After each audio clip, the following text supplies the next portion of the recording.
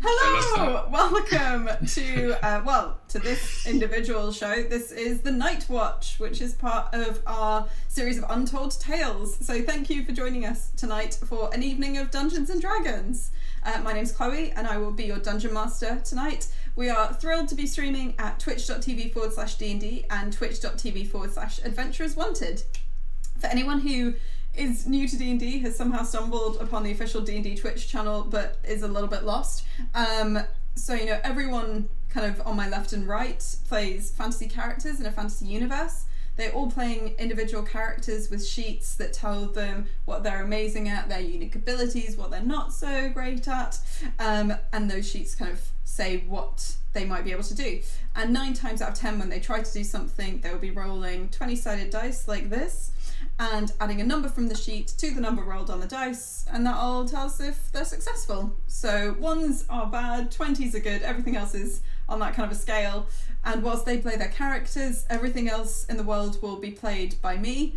So, taverns they visit and forests they explore, and it's a very kind of classic fantasy vibe tonight. Between me describing the world and the players describing what their characters do, and some dice rolls to keep things kind of unpredictable, we tell a story together. Practically, this stream is going to run for about 3 hours, and there'll be a roughly 5-10 minute break somewhere in the middle. We'll try and get it middle-ish as possible. We are delighted to be sponsored by D&D Beyond, who are the official digital toolset for Dungeons and Dragons. D&D Beyond offers a compendium of all the game's rules, the lore, adventures, digital tools like character builders, digital character sheets, which our players are using tonight, and you can see on the kind of special overlay over there. You can just click on those pictures and see the sheets that they're using.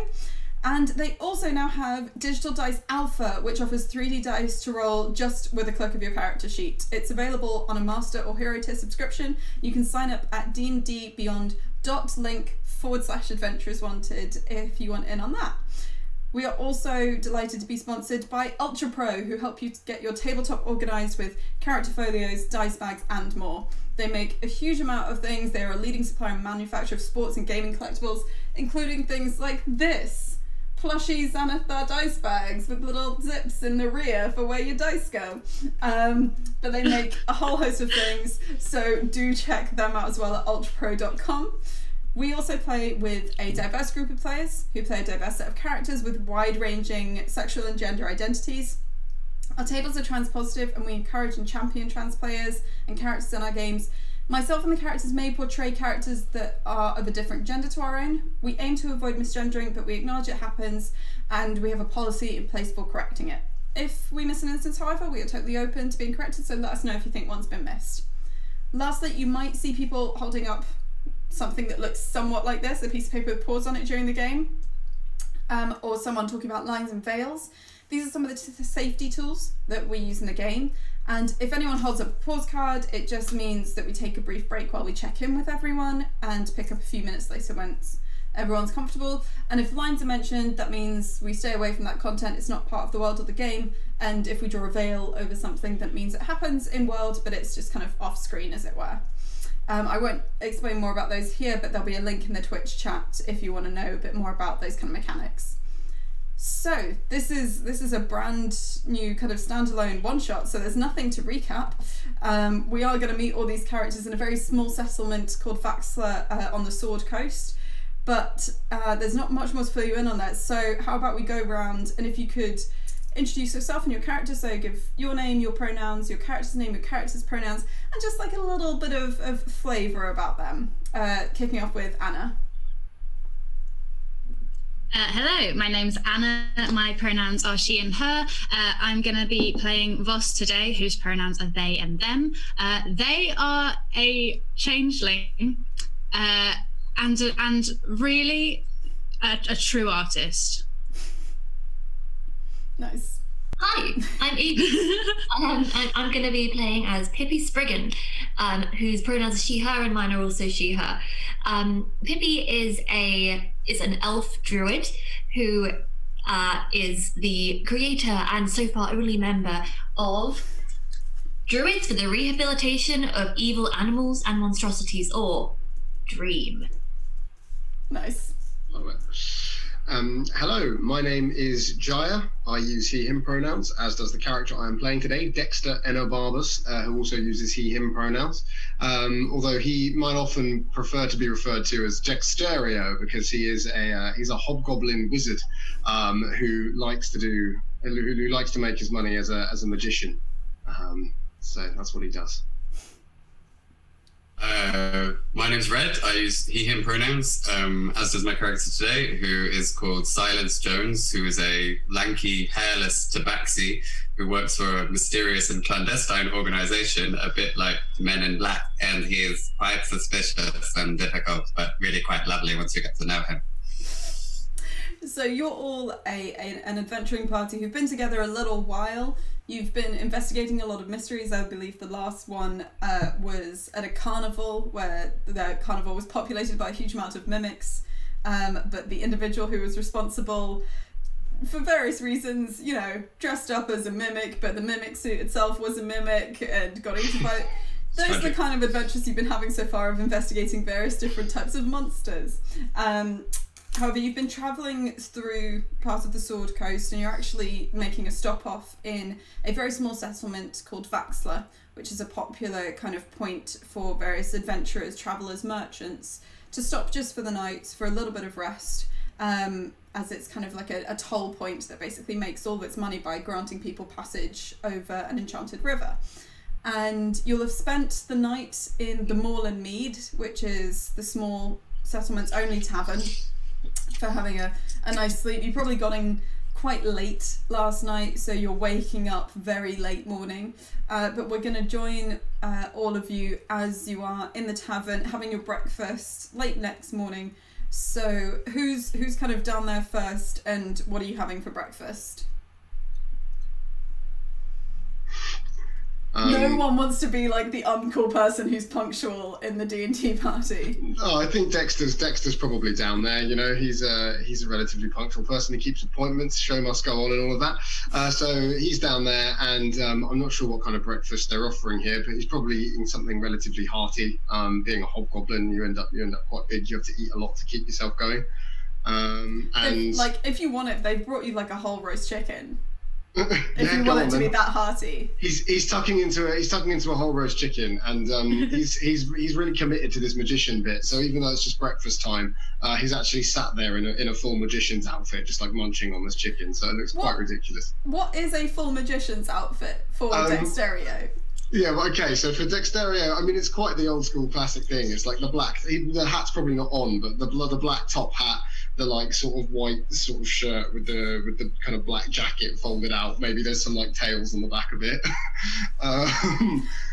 So it sort of looks weirdly formal. Like if you looked at it from the wrong angle, you might think this guy just was like sitting in this tavern like it was some sort of wedding reception or something. But yeah, you definitely A, you're a hobgoblin, which is super rare in this area, and B, you're wearing a top hat and tails. So you are very much sticking out currently, and you probably noticed that like the barmaid who served you has been doing like little curtsies because she's not really sure how formal to be with you. So kind of like puts the chicken down, like does a little curtsy and moves away. There's not many other people in here right now.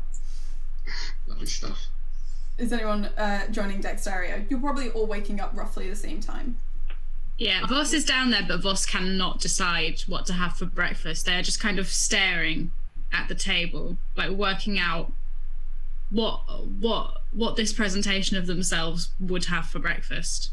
What does Voss currently look like? Voss currently looks like a human with very long, like down to the bum, black hair, and wearing what I can only describe as like a sleeveless black turtleneck, and like leather trousers. Nice. So yeah, you're trying to decide things. Evie, you look like is Pippi coming down as well? Yes, I feel like Pippi is one to kind of seize the day with the natural beauty of the morning, and is currently trying to explain what veganism is to the cook, who is a bit maybe confused as to the intricacies. Yeah, at the moment, like the cook is actually a small gnome who uses they them pronouns, who is just, they keep kind of saying, but what do you, if you take out the chicken, what's left on the plate? Well, then you've got the vegetables. You can do that. And Seems like half a minute if you ask me. And you're having that little kind of exchange with them there. What does Pippi look like? yeah, Pippi is kind of like a mid-height, so she's like 4'6" or something like that. She's got very frizzy ginger hair with a few flowers braided in there. They might be rotting a little bit because she hasn't changed them, wilting rather, because she hasn't changed them as regularly as she should. And she is wearing kind of like leather trousers and the kind of green Tinkerbell-ish kind of top that's clearly made from something natural, but you can't quite pinpoint what it is exactly. Oh, out of curiosity, are the leather trousers real leather? They are fake leather. They're fake leather, okay. They are magic leather. That can come from any... Yeah. Cool. So Pippi's having like a conversation about veganism. Voss is looking over all the different food options. To be honest, there's probably not that many. This place is way out in the sticks. So it's very much like you can have kind of hot beans in water, which is their equivalent of coffee. You can have like various types of meats. You can probably have hash browns and things like that, but there's not a wide range. No berries. No berries. All out of berries today. Nah. Been a run on berries. They're real popular. Just the bean water then, please. Okay, we'll do. Kind of looks and does like a half curtsy, because the table has become less formal. And the barmaid walks off, and she'll be back with that in a couple of minutes. What's Silence's morning routine? Silence will sort of start descending the stairs, dressed in their quite tight-fitting black suit and tie, which is quite dishevelled, and they look, despite having had a good night's sleep, dishevelled and harangued and in search of both cigarettes and coffee as possible, or indeed mice if there are any around, and just will like slump down at the table and wave a poor good morning at the others and sort of look for coffee. And just to check, is your imp with you currently? I'll scan the room. The imp has a tendency to wander off, which is annoying because he'd like it to fetch it some sugar. But yeah, I think the imp is probably nearby. Cool. We'll come to your imp in a second. So you're starting to kind of gather a little bit around this table. Pippi, roll me persuasion on trying to get the cook to make you a vegan breakfast. Okay. Ooh, that's not too bad. That is 19. Oh, mate, I rolled a 17. They just look at you, just go, okay, I think I understand now. Okay, wait like a few minutes. Wait a few minutes. And walks off into the kitchen, kind of goes through some like doors that fwing, and you can hear loads of rustling of pots and pans and items kind of happening behind the bar. And the barmaid comes over with essentially coffee for Voss. Oh, turning to Silence. Oh, can I get you anything? Yes, I would like one of these, but dark, please. Oh, sure, double strength for you. Okay. And I'm just going to rock, because again, the table is only getting more perplexing to deal with as people join it in terms of how they're dressed. That's, reaches out to shake Silence's hand, since Silence is wearing a suit. Cool. Silence has a sort of hairless paw with quite large claws and lots of scars on it. Nice to meet you. Nice to meet you as well. I will get that right away for you. And heads off and starts making that behind the bar. Pippi, do you join the table where everyone else is? There's very few other people in here. You also get the sense that people typically stay here for like a night and move on. There's not much to keep anyone who isn't a local around here. Yeah, I'm gonna make my way up to the table. I'm gonna be that dick that sits on the table, and I'm gonna start scratching Silence's head just absently. And I will sort of, my ear will twitch with pleasure while I go, no, get off, It's at this point that Susan Harrison, Silence's imp, kind of appears on Silence's shoulder and then scurries up and forcibly gets herself between Silence's head and Pippi's hand so that she can benefit from the scratching instead. Yeah, Susan, get off my head, Susan. Down on the table. But the scratches! Yeah, I'm in charge. You have to do what I say. I mean, fine, I'll get down. And then moves an inch down on your head. Don't embarrass me in front of my friends. Don't embarrass me in front of my friends. And goes and sits on the table. Susan Patterson. I think I called her Susan Harrison by mistake. Terribly sorry. Susan Patterson, your mouse-shaped imp, just sits on the table as well. Some double strength coffee is brought over and placed next. Sorry, is that? We don't have mice. I'm sorry, we don't have we work really hard. That's so I'll go get someone and they'll deal with it. Okay. Putting it down. Oh, it's my mouse. No, it's okay. Don't worry. Oh, sorry. Okay, that's okay. Sorry, and just does the weirdest shift of body movements, trying to bow and curtsy and shake hands and nod at this bizarre cluster of people. As she goes back, the chef comes out and has basically used a combination of aubergines and asparagus and half a head of lettuce and stuff to make what is shaped like a chicken, but out of vegetables, and just puts this on a table and goes, "No need to thank me," and walks straight off. So you now have various bits and pieces. Is there anything that you typically kind of check in on with each other? Do you have much of a routine as a party, or is the plan mainly just let's eat and let's go? I think there's probably a brief check-in, yeah. Sort of. Good morning, comrades. How do we all sleep today? Are we well?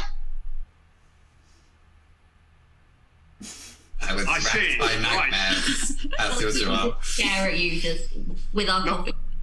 None of you were ever morning people, were you? Oh well, no worries. I'm sure you'll all be ready to face the day after you've eaten, and then sort of looks at your sort of vegetable chicken on the plate after you've eaten your, that. Not sure what it is, but I'm conquering the land one kitchen at a time. Here's to you, and he raises, very, without really thinking it through, has raised a leg of chicken up to you as he bites into it. Nice. And it's probably at the same time that you kind of go, "Here's to you," and you eat that, the door just kind of is flung open and you feel the blast of the cold air. It's winter at the moment, but it's still kind of crisp, and it's a very bright morning still. It's very clear outside, but you feel this fresh cold air hit all of you because you're sat kind of not too far from that door. And a dwarf with kind of a huge round russet beard and two huge russet eyebrows strides through the door. You also probably notice that their right hand is actually a glowing mage hand, as their arm stops down their right forearm, but they have this kind of permanent mage hand that glows there with them. And they have various holsters and such slung over themselves, but don't necessarily all seem to be for weapon. One of them just has lots of vials and water skins and stuff slung on it, various different kind of leather items, and they just stride in. I'm going to take a quick look around, but that's a nat 20, and you all are super conspicuous and look very unlike any other group that passes through here, and just approaches and grabs a stool, puts it down, sits at the table. "Hello! You look like adventurers. Are you adventurers?" Quietly. Shoosh. Depends who's asking. "Oh, my name's Leslin," and goes to shake your hand. I take it gingerly. Yep, what's yours? We are representatives of Druids for the rehabilitation of evil animals and monstrosities. you're all druid lot. Oh, you look a bit. Well, to be honest, a lot of different types come through here, but you all look quite odd. Well, odd is one word you could use for it. I prefer mysterious, personally. Mysteriously odd. Why not? Always good to find a compromise, isn't it? So, what's your business? Oh, well, I'm the head of the night watch here. We patrol the woods at night. Mainly, it's just about keeping bandits and such away from the settlement stores, but, well, oh yeah, quietly, shush, leans in a little bit. There was an incident last night and one of our lads got hurt, and, well, apparently he says it was a monster what did it. And so I'm looking for adventuring types that can help have a little investigating, and then hopefully come on the night watch tonight and then look for monsters. Do you do much with monsters? Yes, we are very good with the monsters. Pippi is like vibrating in her seat with excitement at this. Of course, yes, the druids for... I don't know how much they're... I'm not necessarily asking for rehabilitation, just dealing with them somehow. Leslie somehow has a point already. Just came in with it. I love it. It sounds like our sort of, to you three, that sounds like our sort of regular business, doesn't it? Right. Okay. Sorry. Obviously, Pippi. What are your names? Kind of gesturing at the rest of you. Dexter. Well, you can call me Dexterio. A pleasure to meet you. Dexterio. Mysterious name you've got there. That's the way I like it. Voss very daintily holds out a hand and says, I am Voss. It is a pleasure to meet you. Oh, lovely to meet you too, Voss. My name is Silence. You must call me Silence. I do typically call people by their names, so no problem there. I'm Susan, comes from the mouse on the table. Be quiet, Susan. It's not your turn. Right. Oh. I'm not going to ask. Right. I can give you some gold. I can give you... Let me just see what I've got in my pocket. A couple of gold just for doing the investigation each, and then 15 between you if you manage to catch or deal with this monster, however you deal with it, or you're rehabilitating. That sound like a deal? I've played shows for more. Oh, but this into show. Are you one of them performer types, like bards? Well, what I do is somewhat distinct from a bard, but yes, it's a performance art of a sort. It's certain to be said. Oh, well, look, it's all right. If that's all you can pay, then that's all you can pay. We do things here for the common good as well, don't we, everyone? Absolutely, yes. We will stalk your monster. And rehabilitate it! Voss is still gently staring at the mage hand as they have been this entire time. What colour is the mage hand? Kind of teal blue-ish. Voss really wants a hand that will glow teal blue and is trying to figure out if they can shapeshift that to happen. And that's all that they are thinking during this conversation. Okay. To be honest, Leslin probably notices you staring, but is very much used to it. And additionally because that they don't know you and decide not to kind of pursue that conversation. But looking back at you, right, well, okay, in that case, start with Matthias. One of the lads, legs broken, because it was attacked last night. But if you could get some sense out of him, ask him what it is. There's a few other night watcher around, but I'll let them know that you're joining just to help out, because we don't normally deal with monsters. It's a bit new to us. But I mean, you've got a talking mouse and stuff, so I'm sure you'll take it in your stride. Okay, right. Well, if you need me, I normally stay up in Watchtower, so it's pretty obvious where I am. You know, the big tower. You'll have seen this as you kind of came into the village. It is a very small settlement, and the Watchtower is the tallest structure in it. Otherwise, meet at 5 at base of Watchtower, because that's where we ready ourselves before we go for the watch. Oh, and I can't offer any like magics or any armors or anything like that, so if you want extras of that, you'll have to sort them yourselves. But if you haven't got any questions, have you? Have you any more information about what might have happened? It says you have not given us very much to go on. Well, to be honest, Matthias was found at the edge of the woods, broken leg, knocked out. And that wasn't that long ago, because they were coming back. Well, the old group, and he was coming back after the night.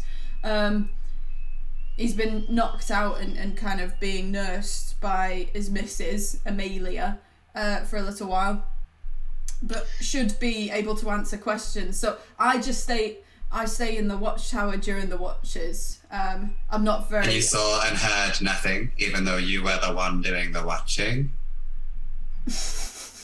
Are you trying to... Let me just check. Are you trying to, like, intimidate or antagonize? I'm just curious. Is there any No, role I was that should be just going to made? say, could I roll an insight just before you... I'm sure Yeah. They sound very genuine, but, and it's, you know, Roll habit insight. is trust no one. That's a natural 1 + 3. If that's your insight roll, you think Leslin is highly suspicious. You're really not sure. You think this thing goes all the way to the top. The top being I will this whisper to the others, person. I think we may have found the true source of evil in the world. Can you please roll stealth? I'm saying that in front of their face. Very quietly, 15. 15. Okay, Leslin doesn't hear that. Does anyone? Oh wait, no, I forget, I'm psychic. I will just say that in their you heads. can talk That's the thing that I can telepathically. do. It's first thing in the morning, you're halfway through your hot bean water. I haven't put it up yet. I think there's like a brief moment, like there's a brief internal cringe of like, oh, another conspiracy theory this early in the morning. Yeah. He's definitely an alien of some kind. I'll whisper in your minds. Meanwhile, Leslin's just saying kind of like, I saw some movement, but the thing is, we normally look out for bandits and stuff, and most of them have some magical light or something, which gives them away, but there wasn't much last night. I thought I could see something flying. I thought I saw like some rustling in the tops of the trees, but not much else. And I stay in the Watchtower, like gesturing towards their mage hand, because obviously it's a bit easier to spot me with this, but I manage everything basically. But that's pretty much what I saw. Any other questions from the lot of you? Yes, Pippi. Did you not think to check the tracks? Well, look, I heard about this, went to check that Matthias was all right, checked in with the rest of the watch, checked that they're all right, and now I'm coming to you. Do you So it's called delegating. Creatures? I'm sorry, Pippi? You immediately outsource all of your problems to strangers? Well, I wouldn't say that I immediately outsource all of my problems to strangers. I have other problems I deal with personally. But you are adventurers. I'm not versed in monsters. I'm not going to pretend that I know stuff when I don't. That's what I'm saying. Okay, we will investigate. Thank you. Matthias's one is the house. Everyone likes to decorate the doors and stuff here, but his is the plain green one. Bright green, you can't miss it. Just kind of over in the little burby bit over there. Right, well, I'll leave you to it, but just come find me if you need out. And I'll see you at 5. Hope it all go. You seem like a perceptive lot with your investigatings, so, and just kind of waves, and they stride back out the door, and you get another blast of cold air. And you are... There's always the quest giver.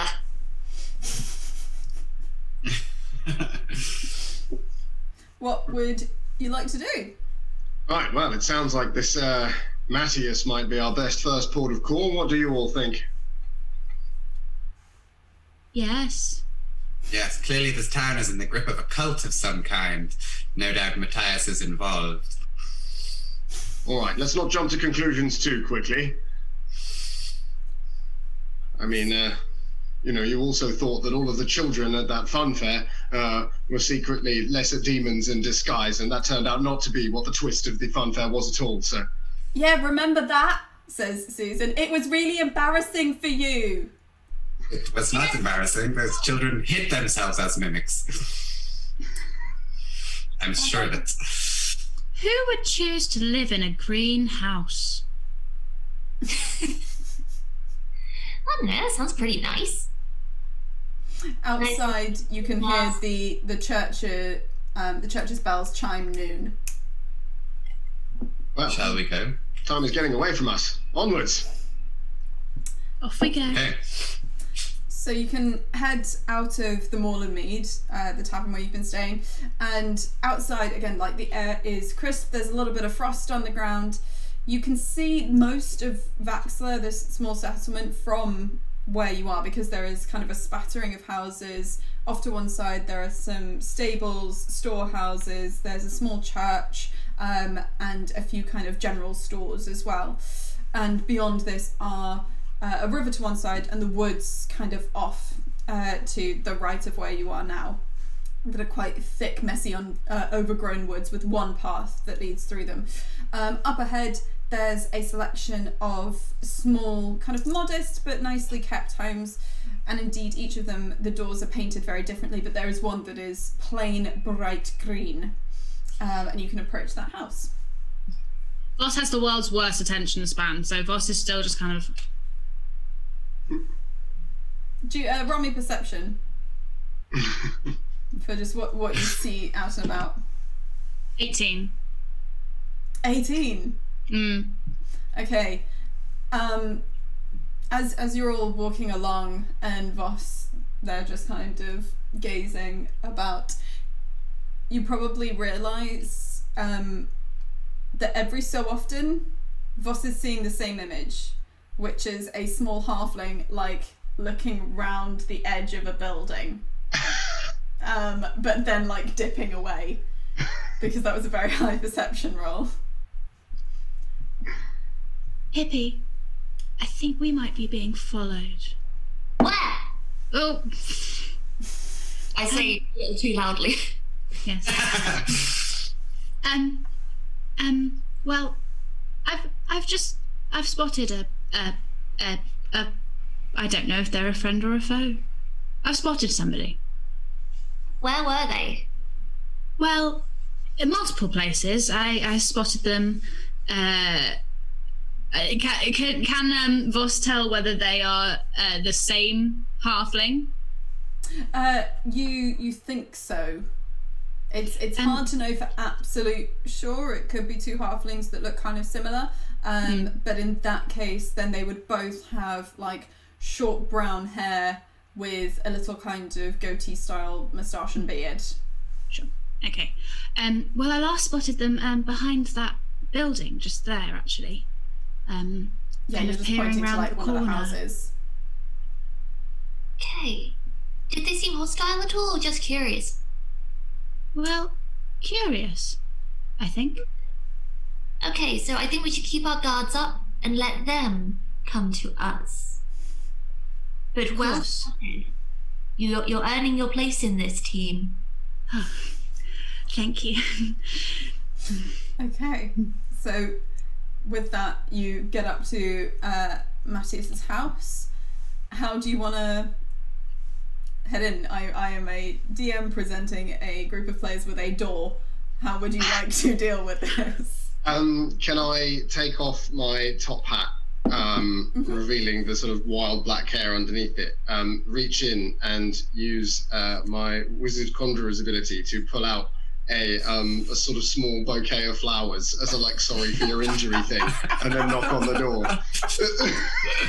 Love Use my it. That's staff to make them a bit more full. Love it. perfect.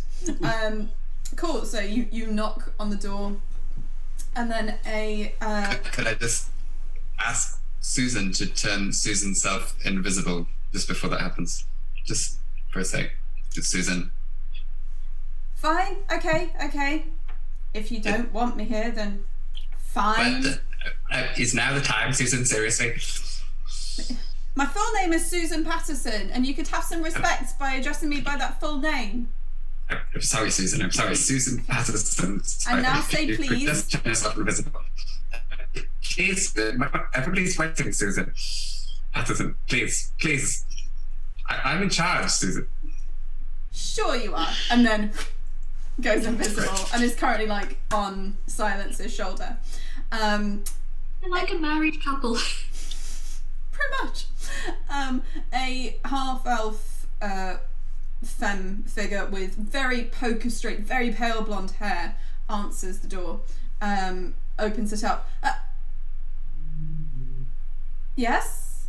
Hello? Hello. Pleasure to meet you. My name is Dexter, and these are my good associates. Does a certain Matthias live here? Yes. Leslin sent us. Oh, you're with... Right, okay. Sorry, I'm Amelia. Matthias is just upstairs. Come in. And opens the door and kind of backs out. And she kind of steps back for you to enter. Thank you. He's... Sorry, yeah, Matthias is just upstairs. May we? Go ahead. I'll just be down here, but give me a shout if you need anything. Closing the door behind you all. As we pass her, I'd just like to say, lovely home, and then just kind of beeline. Thanks. Right. And Amelia stays downstairs, and you can take the wooden staircase up to the entire top floor of this home is the bedroom, which is just very plain. There's a couple of windows at each end.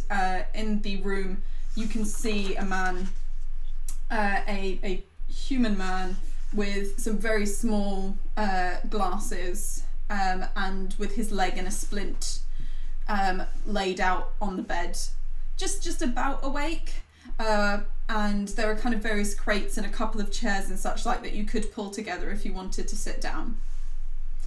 He's only just kind of coming to, so you can see him kind of,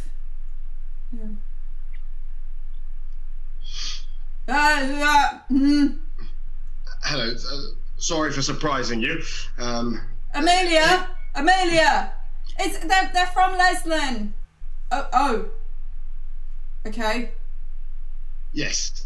Despite our slightly unusual appearance, Leslin has employed us to help figure out who the culprit was of, well, your injuries.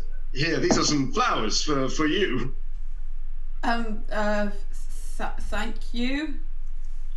Doesn't just kind of puts them on the other side of the bed. Doesn't know what else to do with them. I think he liked your gift. That was very good. And hi to all of you. How's the leg? I mean, it's still broken. They've put some salves on and stuff to help it out, so it's not as painful. I have a question, not for DM Chloe. Cure wounds. Would that help a broken leg? Yeah, in this case, it would help a broken leg. It's just that there's not many casters within Vaxler, so they've had to go with much more kind of standard means of healing and repair. I'm about to blow this guy's mind. Okay, if you're still in pain, just hold on for one moment. And I cast Cure Wounds on his leg. Is there anything like additional visually to what Pippi does, or does it look very much just like Pippi kind of going like that? It's kind of like that, but I take out like a sprig of mistletoe and I'm just kind of like shaking it around him a little bit. Cool. Like a little It seems to fall down, but that's about it. Can you roll for healing? Yes, I can. So that's a D8. Slash how much you blow Matthias's mind. Oh, okay, so that is 8, 9, 10. That's 11. Jeez. Okay. What? Thank you. Wow. That's my leg, and starts like undoing the splint around his. That's Oh, but thanks. That's handy that Leslie found a healer. That's nice. Yeah, all that it did work. Now, can you tell us about the monster? Of course. It had like big wings, and claws because it was clawing at me, and I was trying to like run away from it. Then it chased me and like knocked me down, which was my leg, and then it must have like dragged me to the edge of the woods because that's where I woke up. But I didn't see like. I'm down a couple of coin. I don't know if it took my coin. Not much because I didn't have much on me, but yeah, like wings and claws was like what I remember. See. That doesn't sound much like a monster that would drag you to the edge of the forest and just leave you there with a few coins missing, methinks. Well, I don't know how monsters work. I'm normally just dealing with like kids trying to steal. Voss? Do you get many halflings in these parts? Well, yeah, it's a fair few halflings that live here. What? That's all my question is. What? It definitely wasn't a halfling, if that's what you're asking. Okay. Did you get a look at its face at all? Like really briefly. That's what scared me. Its face looked horrible. Scared. Hmm? Can I like do an insight check to see if like the sort of fear of the moment might be like foggying their memory? Sure. Roll insight on him. Thank you. That's good numbers. Skills. Oh, there we go. That is a 22. You initially, like Dexter initially thinks maybe it's just the fear that's fogging, and then you're like, oh no, this person seems to be absolutely bullshitting. You don't really trust what he's saying. Matthias, riddle me this. What's the difference between an animal and a monster? I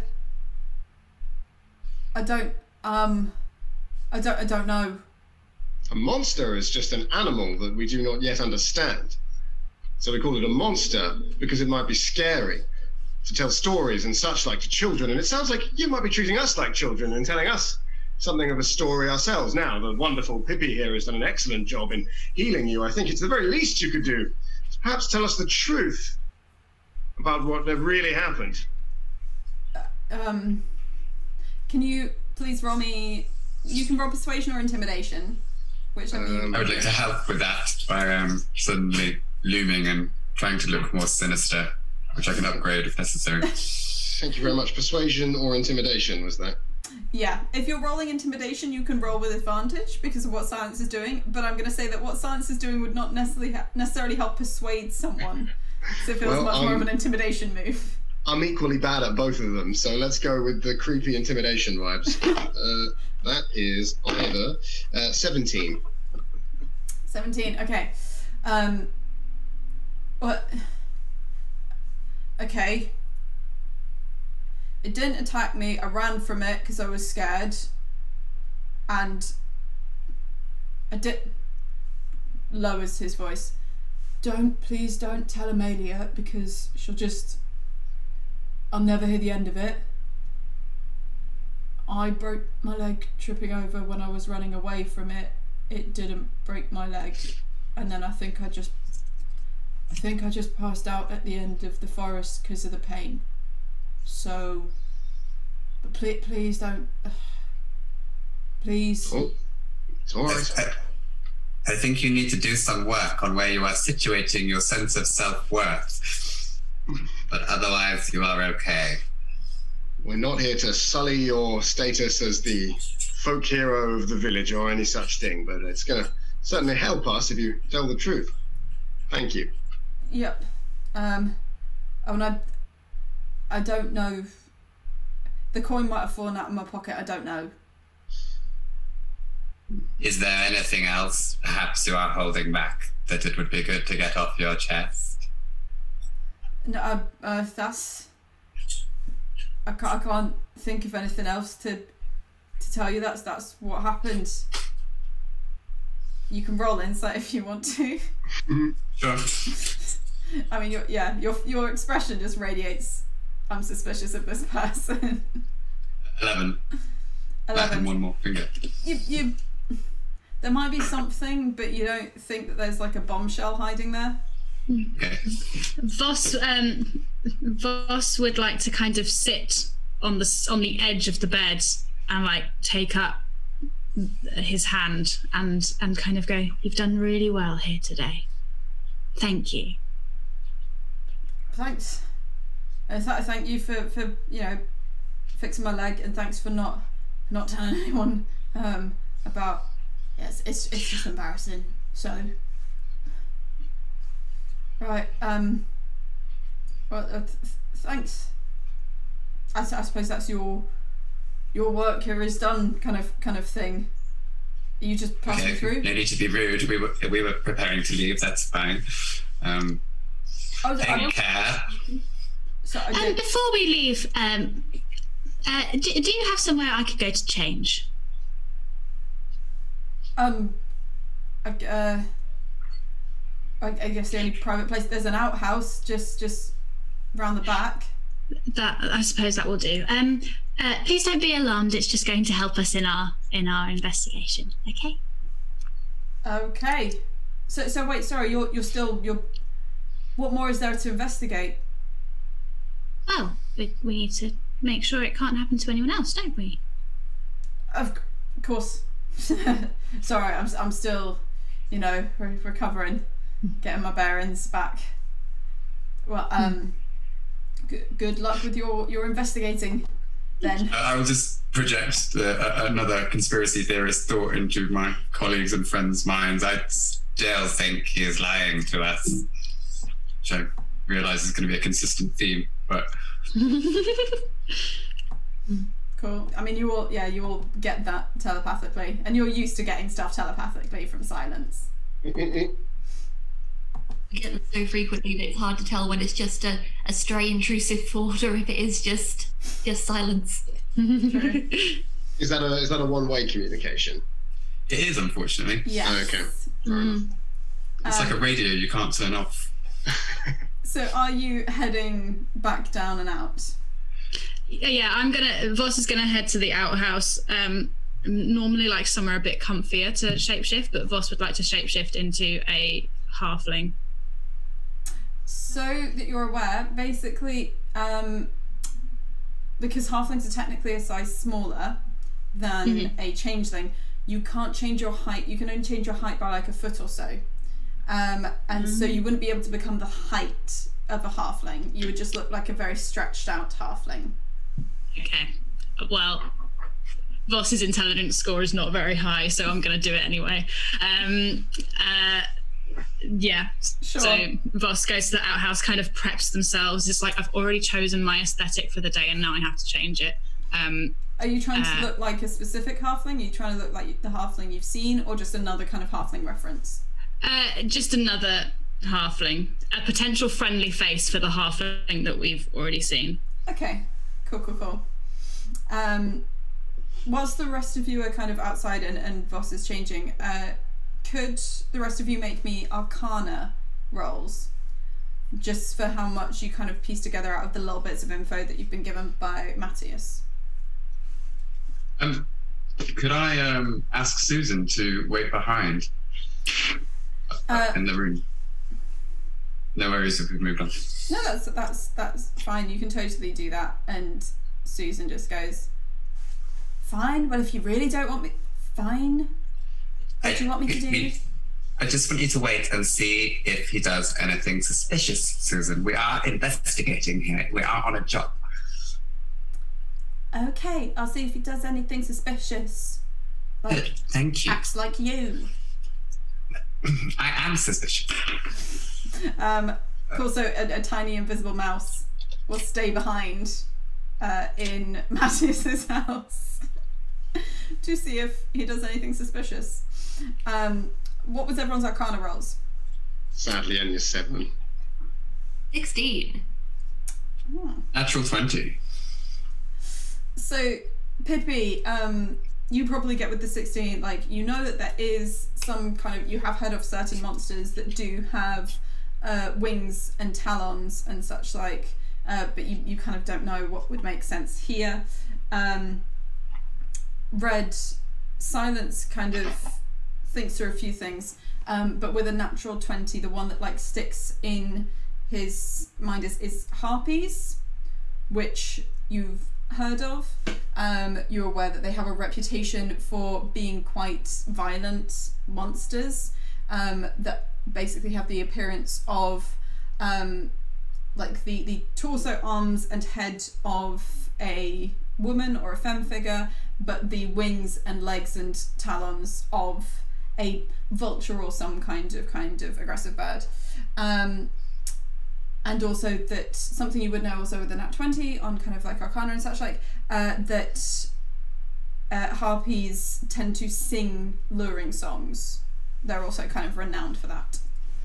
You don't know if this is definitely what he was talking about, but it's the one that kind of jogs your mind the most. Okay.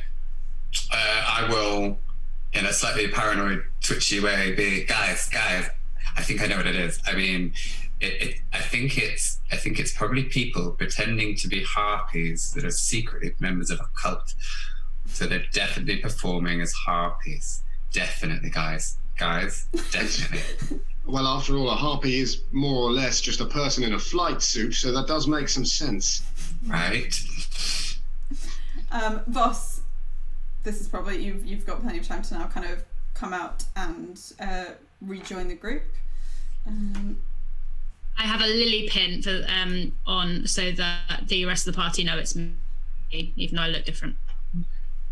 How regularly does Voss change? Is it like every day, or is it? Voss looks differently every day. Voss doesn't like changing once they've chosen their aesthetic for the day. But if they deem it necessarily, they do. Oh, I like this one, boss. Oh, thank you very much. I don't. Oh, why not? It's necessity. It's not art. I like your little dimples, the detail. It's really exquisite. Thank you. Yes.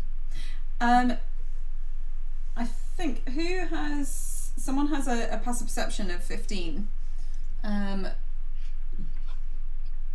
Could you all check your passives for me? My passive perception's 15. Pippi, you notice the image of a small halfling looking around a corner of one of the houses just ahead, who then just disappears. Okay, I saw that halfling again. Voss, how do you feel about going over there, having a little look in your stretchy halfling form? Oh, no problem at all. So Voss, as you head round the corner, and I'm presuming that like Dexterity and Silence have heard the chatter kind of about halfling, you can see this halfling, who obviously won't have quite as fast as speed as you, has 25 feet of speed, running away, and then looking over the shoulder, and then continuing to run. Oh, do I have time to gesture wildly to the others before I hoof it after? Yeah, I'll totally allow like wild gesturing whilst running. I'll kind of, and like speed. Okay, That's what cool. happened. Could everyone, because this is technically a chase, could everyone please roll me initiative? And we will do it in initiative order. Can I holler for Susan? Doesn't mean she'll come. That's fine. Do you still have like a telepathic link with Susan? Yeah. Yeah. Yeah, we can talk to each other. Cool. What you get back is, see, you can't even last 5 minutes without me. But Susan will come back to you very shortly. Any 20s and aboves? Yep. 22. Nice. 15 to 20? 19. Nice. What did Science 16. get? Science. And Dexterio. 11. So it's actually Pippi who is first up. You can kind of, if you want, you can use the dash action to try and keep up, or you can just go your movement and do any spells or any methods you want to try and stop this person. At the moment, I'm gonna use his pronouns. You haven't learnt them yet, obviously, but he is currently running through various houses and kind of trying to weave a way between different buildings and through laundry and such like. In this small settlement. What would you like to do? Okay, how far away would you say they are? They're now probably about like 75 feet. Okay, I would like to run, just normal run, my normal movement, and then Misty Step a little further to catch up. Cool. You can appear right next to him with that. If you've because Misty Step's a bonus. Yeah. Yeah. So dash Misty Step. What does it look like when Pippi Misty Steps? It's a bit strange. It's a bit unconventional. In order to Misty Step, she has to tap into her kind of Fey ancestry, and that actually comes about by sniffing a little bit of powder, sneezing, and then popping up in another location. Oh, that's so cute. Cool. You appear right next to this individual with, as described earlier, kind of short brown hair and a little kind of goatee style beard, who's just wearing kind of very everyday, kind of almost commonerish clothes, but another belt with various bits and pieces hanging from it. Could you please roll me a d20? 17. 17? You are absolutely fine. There are no complications for you in this round.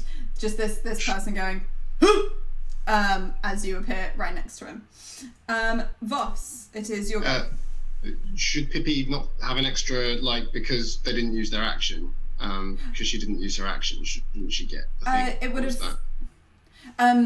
It would have required action. I thought you were using the dash action because that's the only way that with. That's the only way with Misty Step to get right up to this individual. Voss. I am going to run. I'm going to dash also. Okay. And I don't think there's any bonus action I have that is remotely helpful. Cool. Oh, hold on. I mean, I can. No, I'm not going to do that. I'm just going to dash after. Talking's a free action if you want to. No. Okay. I don't want to draw too much attention to us. Roll me a d20. 13. 13. Thankfully, probably because you're able to kind of see where Pippi's travelled and such like, and aim for the same spots and so on. You manage to weave in between this local dog that's going over here and this person who's carrying some stuff to the forge and this series of clothing that's on this line and whatnot. Silence, it is your turn. Similarly, was I stood roughly where Pippi was in terms of distance? Okay, so I will also chase this person down using my feline agility to double my speed, and then adding dash to add my speed again. So 90 feet I can cover this turn. I have no actions left, so yeah, you're right up against with everyone else, basically around this poor little halfling. In an attempt to calm the halfling with my free action, I will just display my claws and teeth in what I hope is a smile and a wave. Roll performance. 5. It doesn't look calming or friendly. It does not look like a smile and a wave. Could you roll me a d20? Sure. 7. 7. Okay, so basically what happens is you're trying to do this, but at the moment that you're just about to catch up to Voss, Pippi and this halfling man, there's two people who are fighting, who kind of basically cross over into view and cut off your direct link to them. And it's some random fight where basically someone's shaking like the rough hilt of a broken sword, being like, I can't believe you saw me, this is rubbish, and then someone else being like, it's not my fault, I swear I got it from the best place possible, but they just kind of hove into view. You're going to need to make you can either make a athletics check, an acrobatics check, or an intimidation check to try and get past them. I will make an But intimidation. they have just suddenly somehow swarmed around you. Okay, so with my sort of claws and eyes and teeth coming out anyway, I will divert their aim of 12. 12. I'm so sorry. I am using like the legit It's alright, go chase ahead. complications thing. You take 5 points of bludgeoning damage because as you Villager to the face! As you run into this, one of them is shaking like this broken sword hilt, and it's just like, look how rubbish, and like hits you accidentally on the head with it as you just run into this. And the other one's like, look, it works perfectly, it injured that person, no, that's not how it's meant to work. And you're currently like immersed in that for a moment. Okay. It is now the halfling's turn, who, I mean, Silence looks scary, but Silence has actually been like whisked off into this other little spat. Gonna do a quick look on like, nope. Is just gonna try running. Is only gonna be able to get 50 feet away. You do get an attack of opportunity, which you could use to grapple if you wanted, as he moves out of your area. Would either Voss or Pippi like to do that? Yes. My strength is very small, but I'm happy to try. My strength is, she says, maybe a bit. I've got a strength of 16, so I might try. Yeah, you're much better. You've been like traveling with each other long enough. So if you can make me an athletics check, Hannah, and he's going to try and be athletics. dexterous Sorry. about it. 13. 21. It's probably just like trying to, because he is smaller and of like a slender build, just slips out and keeps running. But we'll have to roll a d20 just like everyone else. But he's fine. He knows this little settlement like the back of his hand. It is Dexterio's go. All right. How far away from me is he, distance-wise? He is now about 120 feet. 120 feet Yeah. away. And everyone else is roughly kind of 75, 60-ish, because Silence is a bit separated.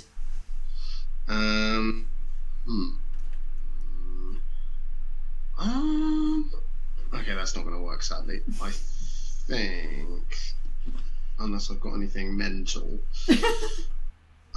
No, okay. I'll, yeah, for now, I'll just sprint 60 in that direction. Cool. No bonus. No bonuses you want to use? I don't think I have any particularly, so no. That's cool. You pull level with everyone else and roll me a d20. Yeah. Just to make sure you don't get drawn into this spat. 17. 17. You're fine. You probably actually just have to like duck around Silence in this like ball of people now. And we are back to Pippi. I would like to keep running after the little halfling and just kind of say, we just want to talk, it's okay, we're not a threat, I promise. Can you roll me persuasion on that? And Yes. because your dash will be 60 and his is only 50, you'll be able to kind of catch up and overtake easily.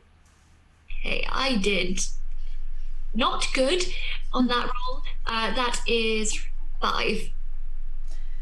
Cool. We'll see how that goes. And roll me a d20. Yep. 2. 2. there are some new travelers coming into town, and basically he has gone over one of the main path roads through the small settlement, and this carriage with various people suddenly kind of like blocks the route through. Could you make me an athletics or acrobatic check to weave around it and be able to keep pace? Oh, that's actually not too bad. 19. 19? Absolutely you do. Is that an acrobatic or athletics? That is acrobatics. Cool. You probably do like some cool springs like over it. It's the D&D equivalent of when someone in a cop show like slides across the bonnet of a car. Weirdly, I reckon. Because for some reason Baxter, which was very quiet beforehand, has just like suddenly burst into coordinated life the moment that this starts happening. But you're not slowed down, and you're even like a little bit ahead of him now. Voss, what would you like to do? I would like to dash. How far away is the halfling? 50 feet. So I'm going to dash after the halfling, and I'm going to just shout, "There's no need to be afraid. I'm your friend." Can you please roll me persuasion? 25. Okay. We'll get to that on his turn. And roll me a d20. And that 20. Absolutely fine. Basically, it's after Pippi just scoots over this, the carriage moves past, and you're able to go straight across the road. Silence, it's your turn. Am I still embroiled with these two, the person with the You're just sword like extracting yourself from them now. Okay. But I don't need to deal with them directly, do I? No, I'm gonna say you don't get kind of completely drawn in. They're back to arguing with themselves. One of them thinks that you're part of like some sales pitch that the other person's coordinated to prove that this does actually work as a weapon, and now they're on a whole nother bent. Right. I will, rather than getting involved, then I will try and sort of step aside, and I guess I'm gonna continue the chase, just as was. So yeah, I'll just dash another 60 feet this time. Cool, you'll be able Onwards. to catch up. Just roll me a d20. 16. 16, absolutely fine. Like, you're probably just a little bit more on it. I'm just going to check how quickly Susan Patterson can move. If she's flying 60 feet, I think, as a raven. Flying is 40 feet. So she's on her way. So she'll be able to do like 80, and then yeah, she'll catch up in like the next round. And you get in your head. I can see you running into fights and stuff. See, you can't do anything without me. Because presumably she is way overhead.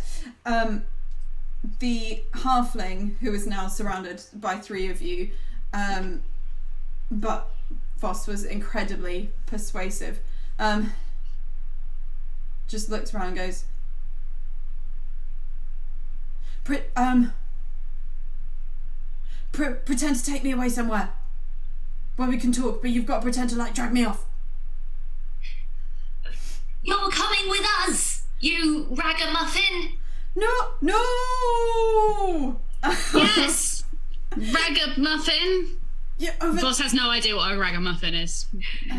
Over there, there's the stables. It'll be quiet at the stables. Yeah, move. No! I did that weird stagey sidestep where I'm scared to turn my back to anyone, just remembering what my drama teacher when I was 5 years old told me.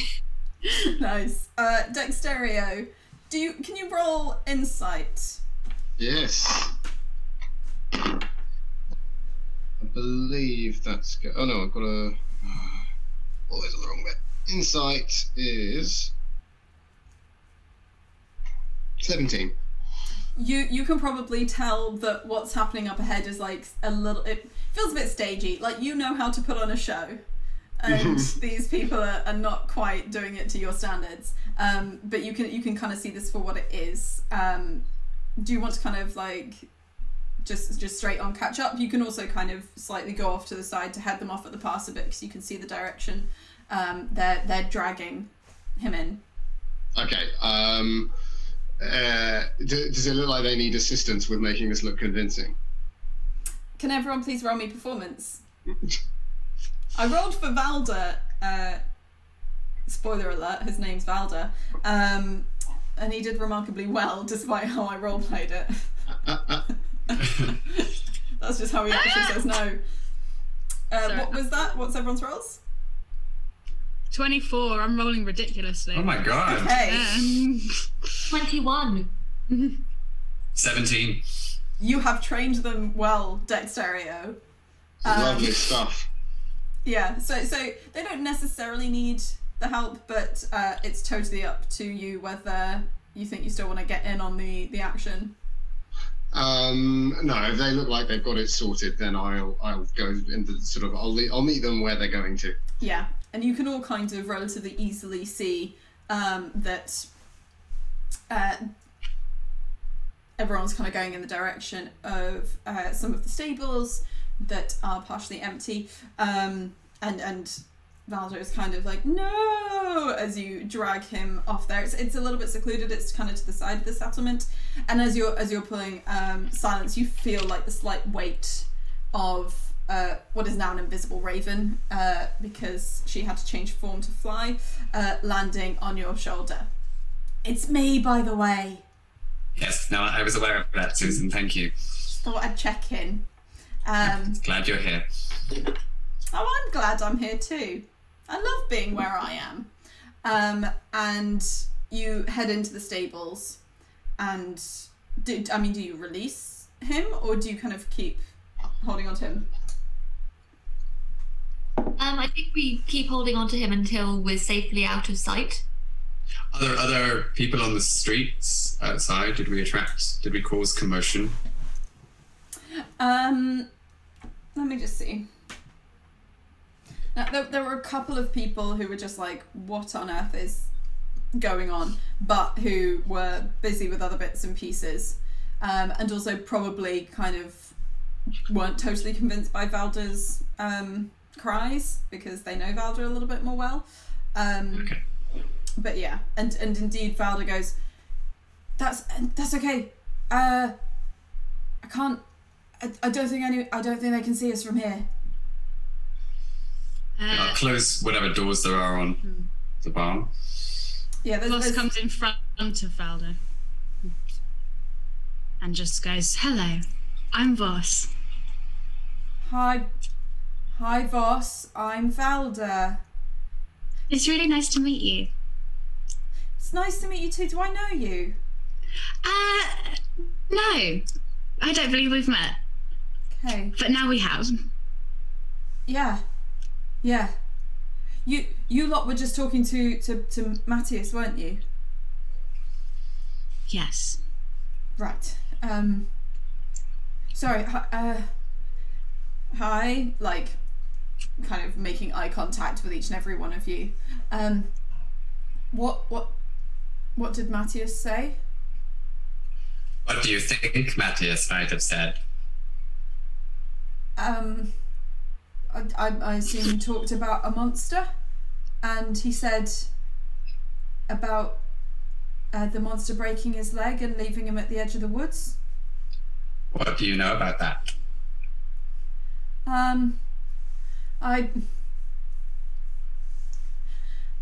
What I know is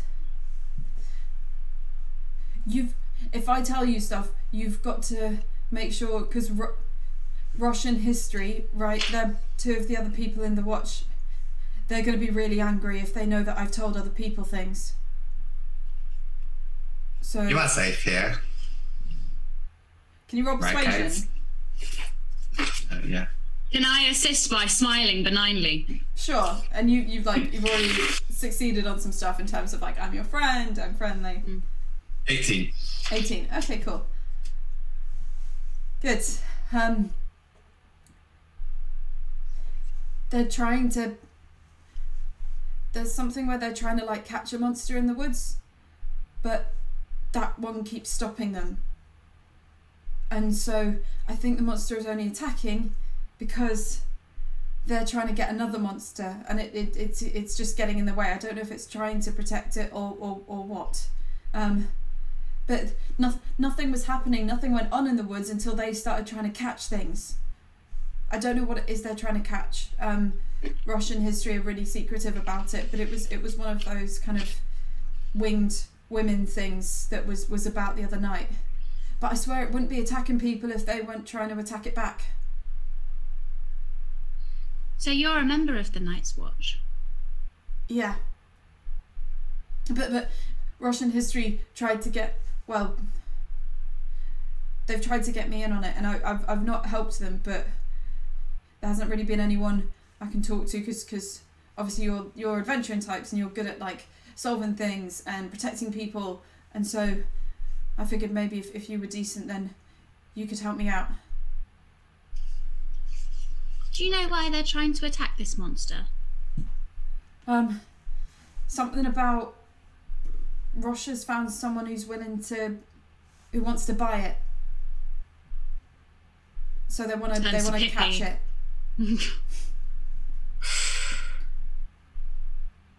There's a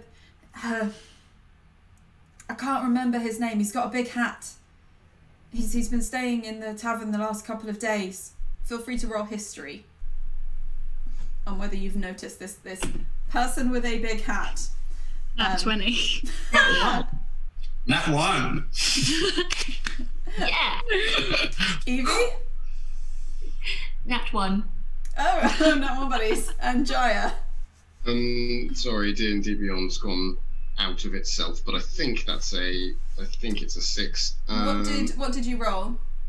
That's a 5. That's a 5. Oh, okay. Even if you have like some monster thing. Oh well, you've got a +3, but No, sorry, I did that. I've got back in. It's 2 + 3 is. Oh, I see. Yeah. So it's only Voss, who potentially, because you spend a lot of time thinking about appearances and personas and such like. There is a halfling that you've seen occasionally, like at the fringes of the tavern. I mean, you've only been there a very short time, which is why the rest of you haven't noticed. Voss probably just got lucky. Basically, halfling wearing a huge brimmed hat with a massive flower in it, and a lot of other kind of like performative clothes. That's why Voss loved the hat. That's why Voss remembers. Yeah. You remember that he's some kind of merchant. But there's very little else that you remember, because he's just been like, when you've seen him, he's been propping up the bar with incredibly fancy drinks, like talking the ear off of anyone who's nearby, but normally seemingly talking about nonsense. But that you have seen him. Is he still staying at the tavern? Do you know? I think so. I think he's just going to stay until Rosh catches the monster. Yeah, he's some kind of merchant, and so I know they're going to try and catch it tonight, because they're worried, because Leslin's brought you all in and they figure they've not got much time.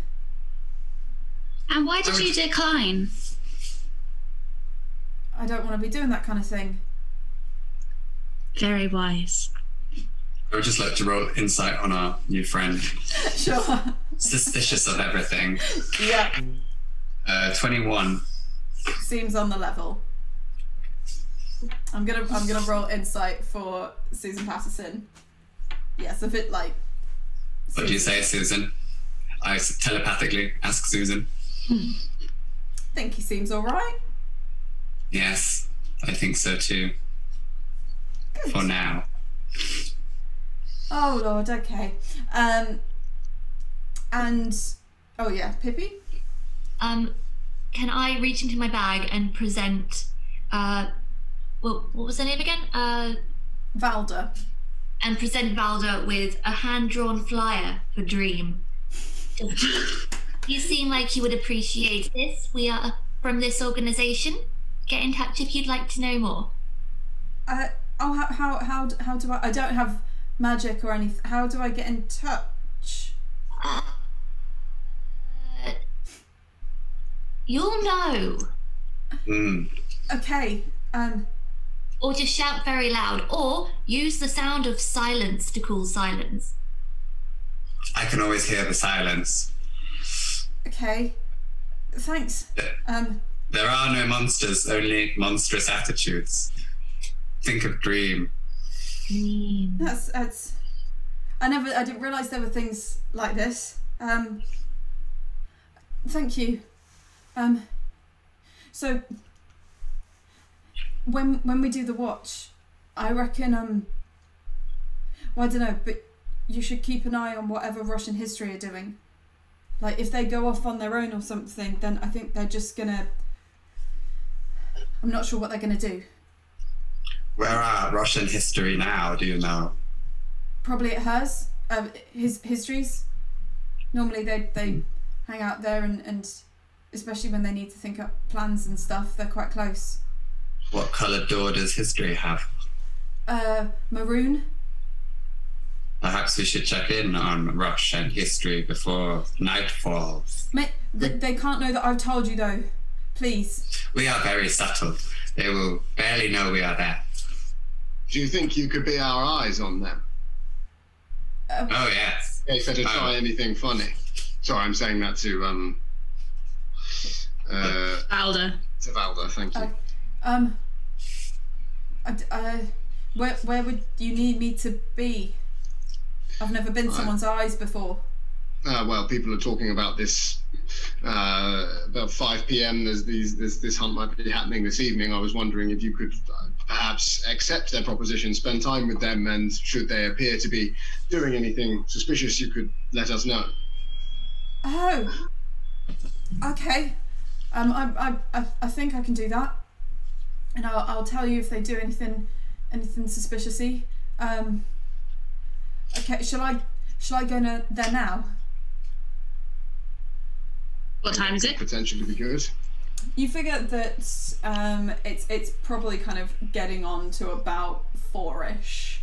Okay. So somehow between the beginning of this and now, time's really sped through. But it's kind of later in the afternoon. But look, I know you're scared, so perhaps take this with you. And if DM allows, I'll reach into my hat and pull out a sort of a kind of, I guess it's like a little whistle or something, but it looks sort of silly. It's like hot pink and has some silly squiggles in it. Yeah, it's a whistle, but it makes a particularly silly sound, so that the people you're with won't think it's any kind of realistic signal. It'll just look like some sort of party toy. That's genius. What sound does it make, Jaya? I think it sounds like a party streamer. They're like Okay, cool. So, Valda takes this and goes, "Oh, that's really thanks. It must be great having magic and stuff. That must be so useful." It's very good fun. You can learn it from a book. It's not very hard. Oh, is it not hard? Not really. I mean, everything I do, I just read out of a book. But don't tell anyone that, of course. Some of them pay good money to believe it's something else. Okay. Well, I'll go listen to Russian history. I don't know what the merchant with the big hat knows, but he might know something if you're trying to find out more stuff. Yeah, and then I guess Leslin said you were going to be on the watch, so I'll see you when we meet for the watch, I guess, unless I've got information. Sounds very In which good. case you will blow the amusing whistle. How do you hear it in your head if I blow it, or do I still have to be kind of near for it to be loud enough? I mean, am I allowed to stretch pulling things out of hats to have telepathic links to me? That sounds like it might be a bit OP. Yeah, that was Valda very much just being like, / Chloe being like, just checking that you haven't no. somehow produced some. It is just a loud, silly whistle. It'll be loud, but don't worry. Wherever I am, I'm sure I'll be able to hear it. Okay. Right, I'll can any of you do that's no, don't worry. I'm gonna go and I'll see you soon. And See you soon. Valda kind of opens up the stable door and heads off to try and do some subterfuge with Russian history, which I will roll for privately in a moment. What would you like to do? You've got like a little bit more time left if you want to do any final kind of investigatings or arm yourselves or such like before the night watch will begin. Could I roll a whatever you would like, just to see if I have any knowledge of what a harpy might bring to a table if one was in an altercation with one? Sure. Yeah. Roll me. Like, yeah, I guess I'm still going to go Arcana because a harpy is a magical kind of being. That's why I'm saying Arcana equals harpy knowledge. oh, that is a natural 1. A harp. Brilliant. Yeah. I think we must find a series of small stools so that we can put them next to the harpies and play them, and they will be soothed, yes? Don't worry, Silence knows. The rest of you And then you at must least play know the this is harp. rubbish. Sorry, I spoke over you, Jaya. Is it possibly worth visiting this person in the big hat? Great minds. Yes. You can easily head over to the Moorland Mead, because it is the only tavern. So if you wander that way, again, Vaxor is like a little bit more bustling now, with various different people moving around and such like, and then you can kind of head back into the tavern, and yet pretty reliably at the far end of the bar is a halfling wearing like a very beautifully embroidered coat and this very extravagant hat with a feather in it, who is propping up the bar with what looks like kind of the fancier of the drinks that you can get here, and is currently talking the ear off the barmaid. There are a few other people dotted around, but it's still a little bit sparse. How would you like to approach? Boss is just very noticeably distracted by the hat. Boss loves the hat. Sure. If this person is looking for rare monsters, then, well, some amongst our group are particularly unusual people as far as it goes anyway. Perhaps we'll just take his attention by approaching. So you're just walking straight up to Roscoe, well actually is his name. Unless anyone else in the group disagrees. No, that's good. I would look intentionally mysterious and exotic as we approach. Excellent. I would kind of like to whisper to Pippi that, like, if it comes to it, in changeling form, I could probably quite easily be used as bait. Never. No, don't even think that. But I might have to ask you to hold me back if he starts to make me very angry. I don't like this guy. But don't even think about the bait thing. Yes, boss. As fascinating as it would be to solve the one mystery we are still yet to solve, your real appearance, I would much rather that you don't do that if it would endanger your life, so please do not. Okay. Fine. Susan on the other hand. Susan Susan can be used as bait. Isn't that right, Susan? Well, I am very appealing, so obviously it would make sense for me to be bait. And I can handle myself. Oh, absolutely, Susan. Voss is not sure why the rules extend to Voss but not to Susan. He looks a little confused. Should I be bait now? No, not yet, Susan. We will give the word. Hush, hush. Hush, hush, she says. Hush, hush.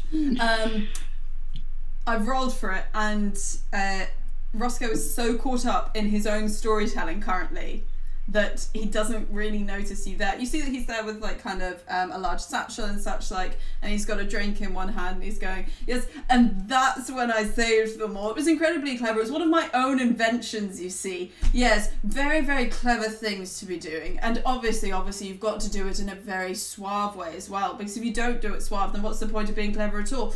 And it's just talking this poor barmaid's ear off. Does the barmaid look unhappy? She dives at the chance to serve you all, and has noticed you. Hi! This is a different barmaid to earlier, a new person on the shift. Hi, can I help you? I would like some more of that bean water I had at breakfast, please. Oh, the hot bean. Yep. Anyone else? I'll also take the water. Two of those. Yes, it looks like you might need to spend a lot of time making some bean waters, in fact. Why not make that and a third? Okay, yes. And for me too, yes. Right. That's such a shame, but obviously customers come first, so let me get you. They're a bit difficult to make, they're kind of complex and our machine's a bit broken, so I'll take a little bit of time, but yeah, I'll be back ready as soon as I can. And she heads off to do that. Oh, what a shame. Well, I don't suppose any of you are in the market for magical wares? Ah, well, some of us are people of magic ourselves. Oh, how delightful. Brings out business cards. Roscoe Montague, Roscoe Montague, Roscoe Montague, Roscoe Montague. Purveyor of fine arcane items. How can I help you? Obviously, if you're magical folks, you need magical items. Well, we were wondering what sort of magic items might you recommend? I mean, some people have told us that there's monsters and some such in the local area that are potentially quite threatening. I don't know if you're more familiar with them than us, but what sort of monsters do you think might be out there? What equipment do you think we might need? Oh, well, I mean, I don't know much about these monster types out there, but obviously you can never be too safe. That's the thing. That's why, really, what you want to go for is, look, frankly, what you really want is either there are these fantastic things, a few different types of wands that I stock. One, viscid globs everything around, keeps it in place. You're able to get free. It's free in about an hour or so. So, you know, it's very humane, obviously. Some people do worry about that kind of thing for some reason. I mean, they're monsters, so why would you? But also, wands of paralysis. Obviously keeps it held. So most of it's about keeping things at bay, keeping them held, stopping them from doing anything. But if you're in the market for those, I mean, you seem like nice folks and such. Like, I'm sure I could do a little discount for you. We might be interested. Have you ever had to use these yourself? Oh, sorry, Red. No, please, go. Have you ever had to use these yourself? No, I try to stay out of that thing. Obviously, I do quality control on everything that I sell, obviously. But I don't tend to, go places where there are monsters. No, far too civilized for that kind of thing. What brings you to these parts then? Oh, just travelling through. I'm currently waiting, so I've got a friend who's going to catch up in a couple of days, and we thought how nice if I just hold up in Vaxa for a little bit until she's here. I'd like to roll insight on this individual, if I may. Yes. That's a natural 20. Oh, right. I was going to be like, roll with advantage, mate, but no worries, because you've already been given a bit of a briefing on him. Natural 20. Does have things to sell. Quality testing sounds dubious. And the idea that he's waiting for someone, nope. He is not waiting for someone to catch up and to spend time with them. Oh, are you at all in the business of acquisitions, individual? Well, I mean, obviously you've got to acquire things in order to sell them. Do you have something to offer? I believe these are quite rich territories for the acquisition of magical components. Oh, well, normally, to be honest, I normally go with the final item. I don't tend to do much in terms of components. Most of the people I know, they want to, cut to the chase, one that does the thing, not the thing that you need in order to do the thing. Very wise. I believe there are interesting final items that around here that we might be seeking to acquire ourselves. Had you heard of any rumors yourself? Any good halls around? Any good halls? Halls, finds, items, things. HAULS, not HALLS. Terribly sorry, homophones, So, well, I don't know if I'd know much about that. I mean, this is more of a stopping point, isn't it? He says, dropping the pen that he's been flourishing this entire time at the bar. Can you roll Can you roll like performance or deception? Because you're obviously trying to play the part of someone who might be on his side. 9 for deception. Okay. Look, I don't know about anything like that. I mean, are you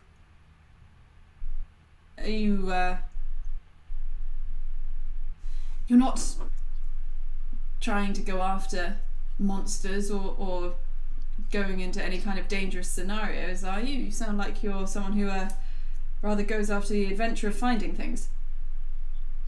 And I will just say inside his head, we know what your game is. You need to give it up now before you end up in real trouble. Is that in his head? Yeah, I'm going to try and intimidate that way. Can you please roll me intimidation with advantage? Because doing that as just like telepathic is very strong. Oh, neither was good. 12. Huh. Sorry, let me just. You're a fun lot, aren't you? You know what? I bet you lot. You obviously must walk around all the time. I mean, travel, adventures, such like. Bump into a lot of people who could use my services. What say? Call it a sampler. What if I furnish you with an item and then, as payment, you simply mention my name, pass out some cards when you're meeting all your magical people? I'd be more than happy to help you out with that. Lovely to help out some adventurers. Sounds like an all right exchange. Fantastic. Wonderful. Sorry, what's your name? My name? You can call me Dexterio.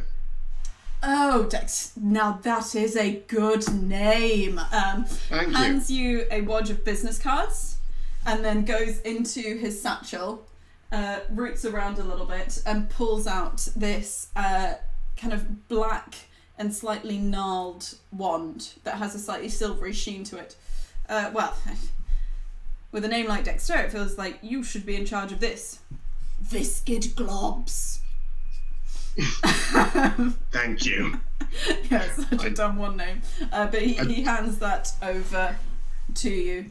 So it's called Wand of Globs. Wand of Viscid globs. Wands of Viscid Globs. Lovely, thank you. Yeah. Well, we've got a deal. I mean, those little cards tells people normally where they can find me, or where you can find some people. I've got some people with sending and such, so that they can get in touch. Unless there's anything else. I mean, I've obviously got other items. Those will cost you. Oh yes, hello. Hello. These are very nice quality cards. I'm looking to upgrade my own. Can you give me some advice on where I can get some printed for my organisation? Oh, yes. Do you know Waterdeep?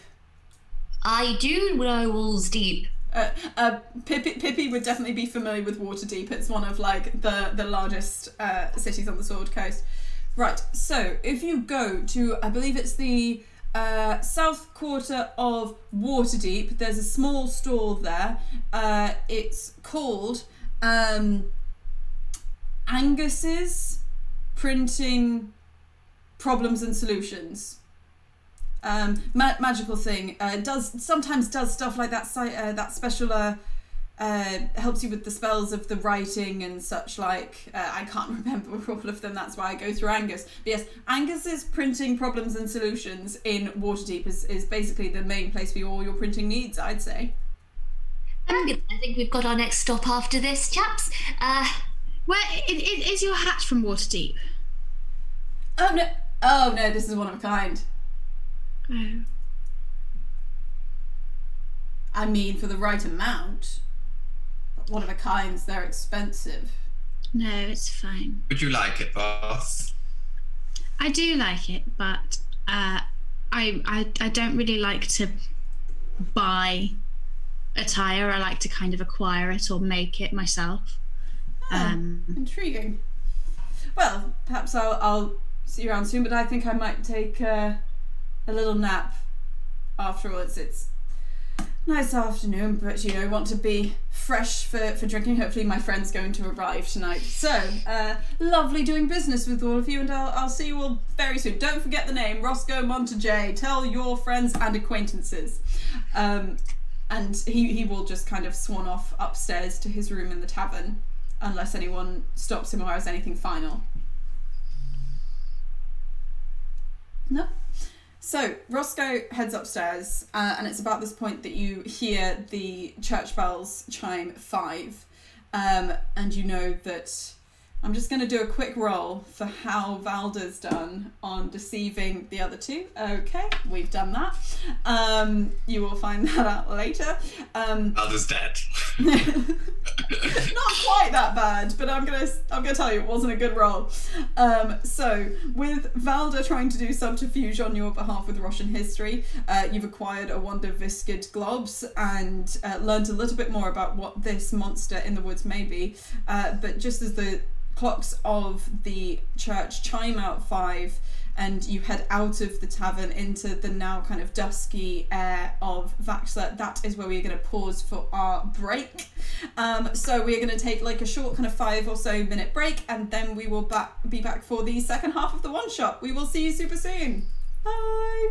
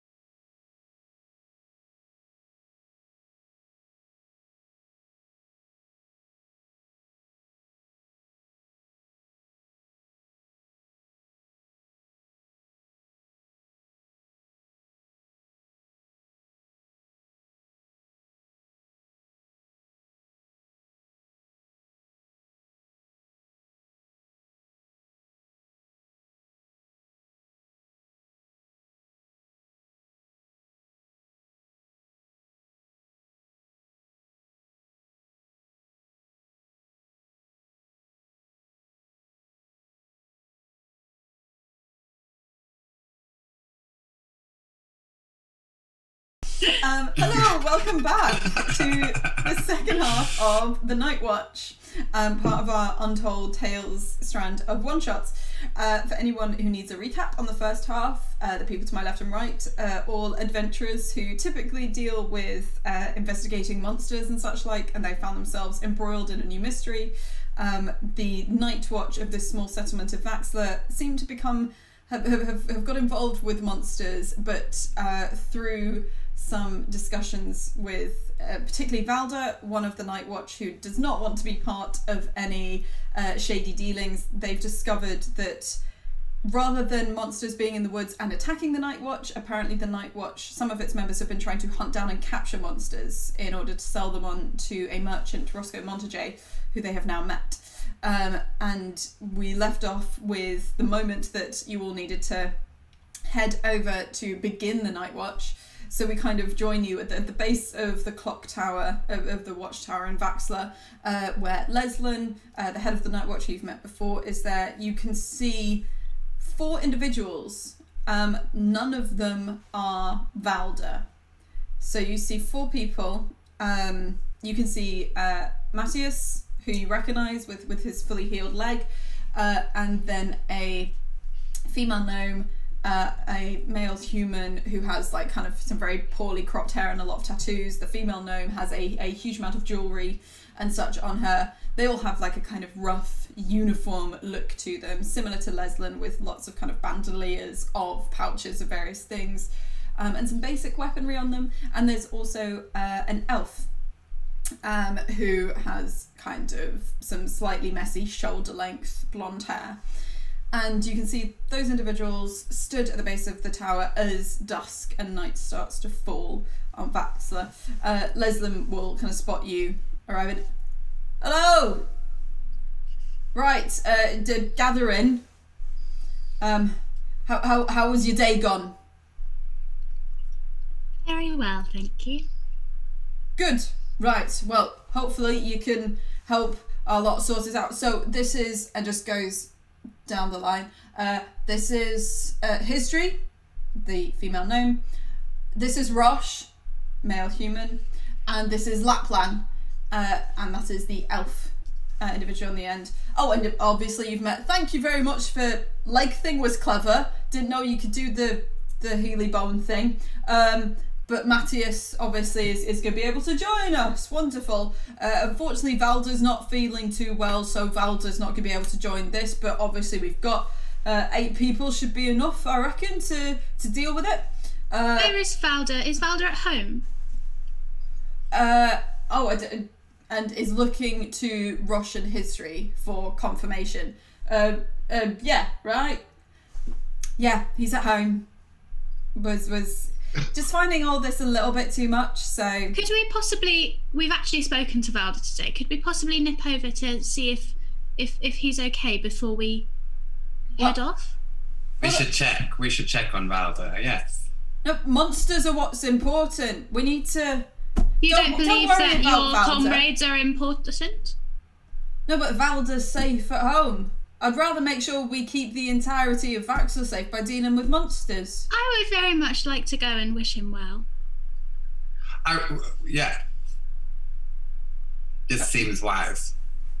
Look, what I'm giving you gold for is to go in the woods and deal with monsters. We can do both. The reason you want us to deal with monsters is surely for the benefit and well-being of your night watch. And one of them is not well. Roll I persuasion. would like to go and check on them. Oh, hold on. Where's my sheet gone?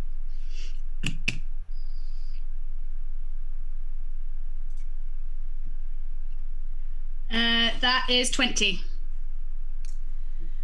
Right, okay, look. You can take the southwards, you 4, gesturing at all of you. Take the southwards, go via Valda's on your way and that, but then go in them woods and sort out monsters for us, okay? That's what I'm offering you gold for. And then looking at the other 4 individuals. You lot, right, you take the northwards then, okay? I'm sure it'll all be fine. Right, get to it. I'll be up in tower watching. Remind us which house is Valda's, please? Oh, Valda's light blue. Light blue, thank you. I believe some people call it baby blue. And starts making their way up the watchtower. Susan, Yes. Follow the ones heading to the north. Let me know what they get up to. Oh, okay. Look, but this should be better than when I spent, 2 minutes in someone's bloody bedroom and he did nothing. And Susan will kind of be an invisible raven and follow after, because the others don't mess around. They just immediately start going to the north side of the woods. The north and south are divided by the very path that you came in on that goes just east-west. Cool, so they head off to the northwards. Are you all 4 heading to Valda's home? Yes. As we are walking, I would like to just saddle up alongside Boss and just say, you have got to teach me how to do that. Oh, well, it's not a trick. It's just... But the way that you simultaneously are incredibly friendly and polite, yet stare into their soul as if one wrong move and you will rip their throat out, it's so admirable. Oh, I don't mean to look that way. I would never do anybody any harm. You're doing great, kid. Keep it up. Okay. Thank you.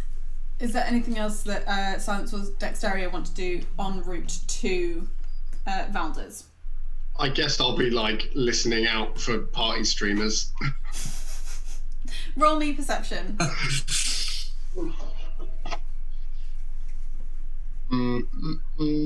That is high. 20.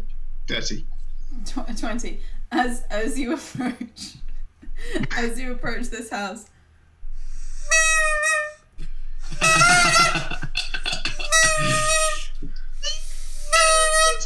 You can only hear it it sounds like it's coming from beyond 3 levels of doors.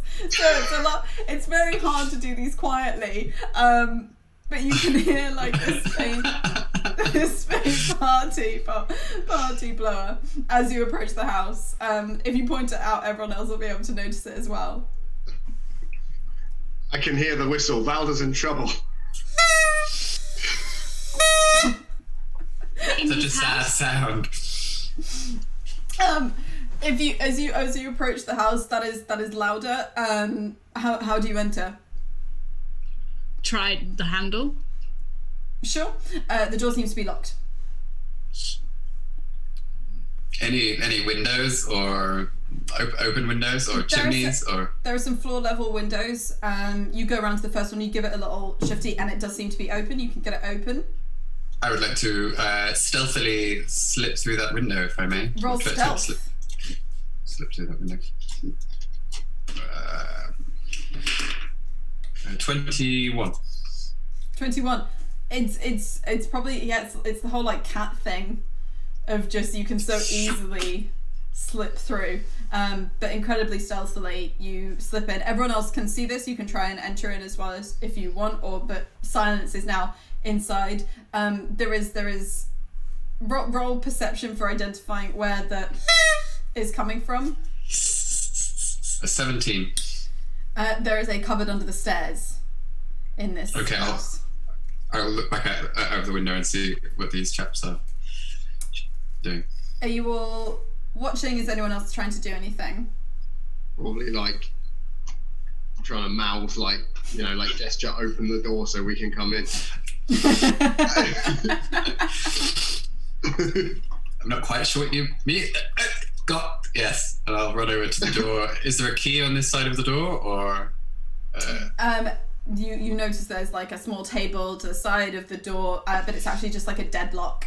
It doesn't seem to require any keys. Cool. You open that up and people start to come in. How stealthy are you being, or are you just walking straight in? Checking for onlookers, probably. Yeah, kind of quietly, like. Cool. There's no one that you can see kind of moving around right now. This is one of the quieter areas with where the houses are. In that case, are you not bothering to stealth? It's totally up to you. I'm not trying to like trick you.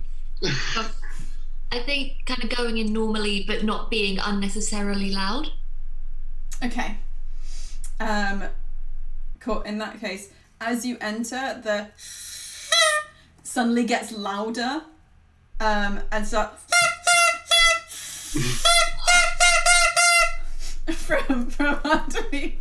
from underneath the stairs. Sounds like it's having a great time. Yeah, maybe we should come back in 10 minutes. Can I, as I gave him the whistle, can I incite the toots for a bit of warning? Incite the toots. Never again will I say, can I incite the toots? Roll insight on the toots. Brilliant. 12. 12. I think with 12, it's not a huge thing to insight. It's someone. It's the akin to saying someone like, "I'm in here. I'm in here." But with a I think we should open the cupboard. There's basically a large, quite heavy-looking wooden table that's shoved in front of this door. So you'll need to move that in order to open it up. I think we should move the table and open the cupboard. Yes, let's. Okay, boss. Boss doesn't mess around. Mm-hmm. You're nice and strong, aren't you, boss? Oh, am I? This is a good question. Yeah, a bit. Give it a shove. We'll help. Yeah, we'll help. Yeah, Roll a so bit useless. you can roll athletics with advantage because people Athletics with advantage. Sure. Both awful. 7. 7. It's a slow and painful process, and there's like this horrible like squealing sound of the wood being on wood and being like dragged.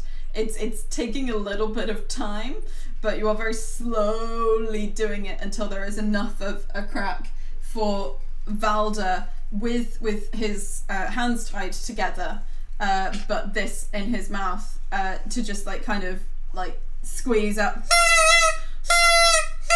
All right, Ah, you're we're here. here now. Can you do my hands? Yes. I'm sorry, I'm not good at being a spy. It's all right. It's all right. You can undo it's pretty easy to do. Yeah, like for transparency, I rolled a 2 on the d20 of how good does Valda spy. Elder. Well, These are the chances you take. thanks for coming and thanks for giving me the thing for the signals. Where are the others? In the North Wood. We should go there then. That's where. They sent us to the south. That'll just be to get you out of their hair. I see. So you think Leslin? You think Leslin is in on this as well?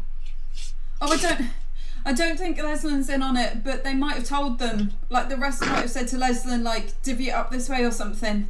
Okay. Red, at this point, Silence just gets a thing going like, I don't know if this is important, but they are cutting a lot of trees. They're just kind of slashing at them, and that doesn't seem like a normal thing, so just letting you know. Thanks, Susan. Appreciate it. Open communication is key to a healthy relationship. So is using my surname, please. Sorry, Susan Patterson. Sorry, Thank Susan you. Patterson. Keep trying. Are there any creatures around that you can see? I might just pop my vision through Susan Patterson's vision for a moment. Yeah. Oh, okay, yep, do that without asking permission. Right, okay. Sorry. And then looks around. What you see is like a very dense forest, the kind where you're walking like a foot deep in brush and undergrowth underneath. There are very spindly, thin trees that in the winter obviously have lost all their leaves, and it's almost like webbing above you because they're so spindly and overlapping. I'm gonna roll like perception with Susan Patterson's stats. Just to see what you might see. Susan Patterson rolls a natural 20. Hey, yes, Susan. I love that Easy name. pat. So Yes, Pat. through her eyes, you see, obviously you can see the 4 members of the Night Watch. And they are taking, like, they've got small daggers and some of them have short swords, and they are just making nicks in trees as they go along.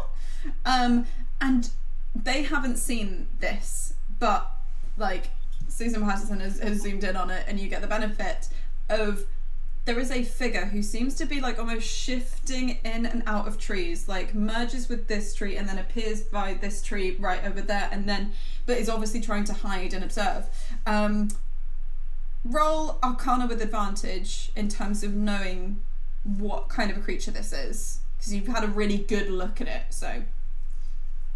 Still, the best I can do is a 10. You can't remember any like formal details, like the name or something, but you do know there are creatures that are almost kind of fae types who are made of nature. Normally they're depicted as being made of leaves or such like, and also have attachment to forests and also attachments to sometimes particular trees. But that's the only bits that you can kind of catch in your mind. Okay, I will, to the best of my linguistic ability, report all of that back to my friends, especially trying to see if anyone has a sense of what that creature might be. Anyone can roll like Arcana, or I'll let you roll History if your history is higher. So you can choose which, because it might be that you've like heard of it before. I mean, they're both bad. Oh, Evie looks happy. Evie did well. Oh, and Jaya. What was that, Evie? 21. Jaya? 18. 18. 13. Anna Paul. That was like really mean to say it that way. It was just because the other ones were so good.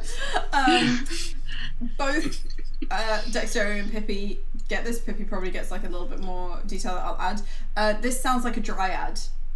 And Dryads are fae who typically occupy forests, typically have a femme form. Often they are a representation of spirits being bound to trees, and most Dryads, like Dexterity probably knows something about Dryads being bound to trees. What Pippi probably knows is that Dryads who are connected to trees. Like, if the tree is harmed, then the Dryad is also harmed. They are bound that deeply. And often they occupy woods and forests, but typically are quite kind of they're not very forthcoming, and they're known also for being able to charm individuals, as in like magically. But yeah, Pippi is head of Dryads. Okay. Silence, have you told us about the marking of the trees, or did you just kind of describe the... Yeah, everything I could that I thought was pertinent. Pippi is livid. She is Yes. shaking a little bit. She's frothing at the mouth a tiny bit, just a little bit. Right, we need to go to that forest now. We need to... hold me back. Pippi, I completely understand. It's not the best ever, but I'll send forth a distraction to hopefully slow them down. And then I get my hat out, and then I say, we need some extra eyes in the sky, which I'll believe when pigs fly. And I tap because even when I'm casting spells in front of these people, there needs to be a little bit of a flourish. And I tap it 3 times with my wand, and then I'm casting flock of familiars and 3 small pigs with wings that are climbing out of this hat. And one of them has a little set of like round glasses on, one of them has a little fez, and one of them has a little nose ring. And I basically order them to fly to where these people are attacking this these trees, and cause a distraction, make some noise, whatever needs to be done to slow them down. Is it cool if they have a bat stat block? Because I can't see a pig stat block, and also it means, but like flavor wise, they look like pigs. They're not going to be much bigger than a bat anyway. That's absolutely fine. Tiny little pigs Are they with bat wings. tiny? Yeah, they're tiny pigs. Awesome. Ride on Fez Pig as like a little mouse just on its back. Nobody. Oh, that's such a cool idea. Okay, so this is so good. So you is there any kind of flourish to Pippi's wild shape, or Some more of the mistletoe just kind of sprinkled around, and then just so there's a little bit of pollen raining down, and boom, mouse. and that was the one with the fez, right? Yeah. This is amazing. Okay, cool. And they've been given the instruction just to get in the way, delay them, etc. Yeah, basically just distract, make noise, whatever needs to be done to slow people down. Cool. So these 3 little familiar pigs with Pippi on top as a little mouse go and as the crow flies, just beeline it to the rest of them, and the 3 of you are left here with Valda. Do we just run? What's happening? Wait, what? Exterior? What? The pigs? What happened to Pippi? Where's Pippi gone? Yes, sorry. The situation you described, we believe that is a Dryad that's in those woods. And if they're chopping down trees, it means that, every attack against a tree is attack against the Dryad, which means it's already in pain and suffering. So, I wasn't expecting Pippi to jump on, to be honest, but I suppose I she's figured out that there was now. a special thing you adventurers all did, had planned or something. Yes, we have the situation totally under control, Valda. Worry not. If I confronted them as Roscoe, might it buy us some time? Again, unfortunately, Roscoe's a halfling. Well, I stretched Roscoe. So again, if you want, you could be a weird nightmarish Roscoe. Because Voss is not very intelligent, so I don't think Voss sees a problem with this. This combat is going to get so weird. Would you be a Dryad? Or... But if, I think, correct me if I'm wrong, but I think changelings can only change into something they've actually seen, and so if Voss hasn't seen a Dryad... I'm not sure about that, but I'm pretty sure that changelings can only be humanoids, and technically a Dryad is a fae creature. Okay. So yeah, that would be very, very difficult. Does Voss change here and now? Yes, I think speed is of the essence. Cool. Don't you usually, are you going to go behind a screen, or... I'm going to just kind of be like, don't look. This is a very, private process. Okay.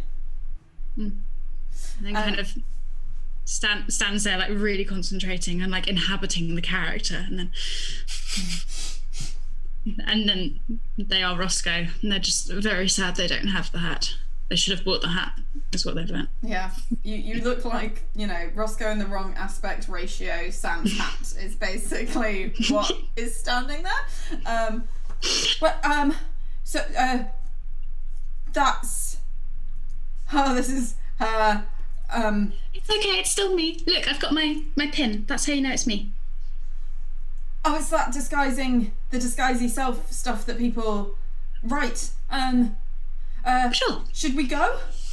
Yes. Yes. Okay. So I'll take this in case anything goes wrong. Wise move. Are you just gonna all peg it? Think so. I think so. Cool. In that case, Valda can help lead you because Valda knows his way around the woods and such like. You will be just like pegging it through, but obviously Pippi is going to get there sooner. So Pippi, you are on top of one of these three pigs, and they start swooping down and getting, you can start seeing the individuals in the forest. They've got some lights with them because not all of them have dark vision, so they've got kind of small torches, mundane torches. They don't have any magical light. And as they're going, you can see them. They're not chopping trees down wholesale, but they are nicking them. They're deliberately kind of making incisions on every tree that they go past. And as you get closer, roll perception for me. Yep. Ooh, that is a 14. You can overhear them having arguments, but also just making plans. So you can hear, you can see Rosh, who stands quite tall in the group. Look, it's the rainbow one that's further on. Of course it is. Now why don't you all just hurry up? Can't you walk faster? Just like gesticulating at everyone, but you don't have much time to kind of eavesdrop before these pigs just like dive bomb around everyone.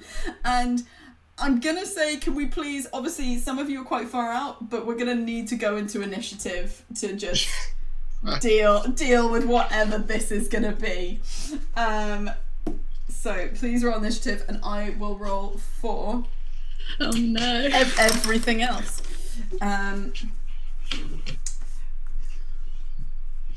Okay, so right, that's just a couple for the... I'm gonna bundle the night watch together, otherwise I will be rolling all day.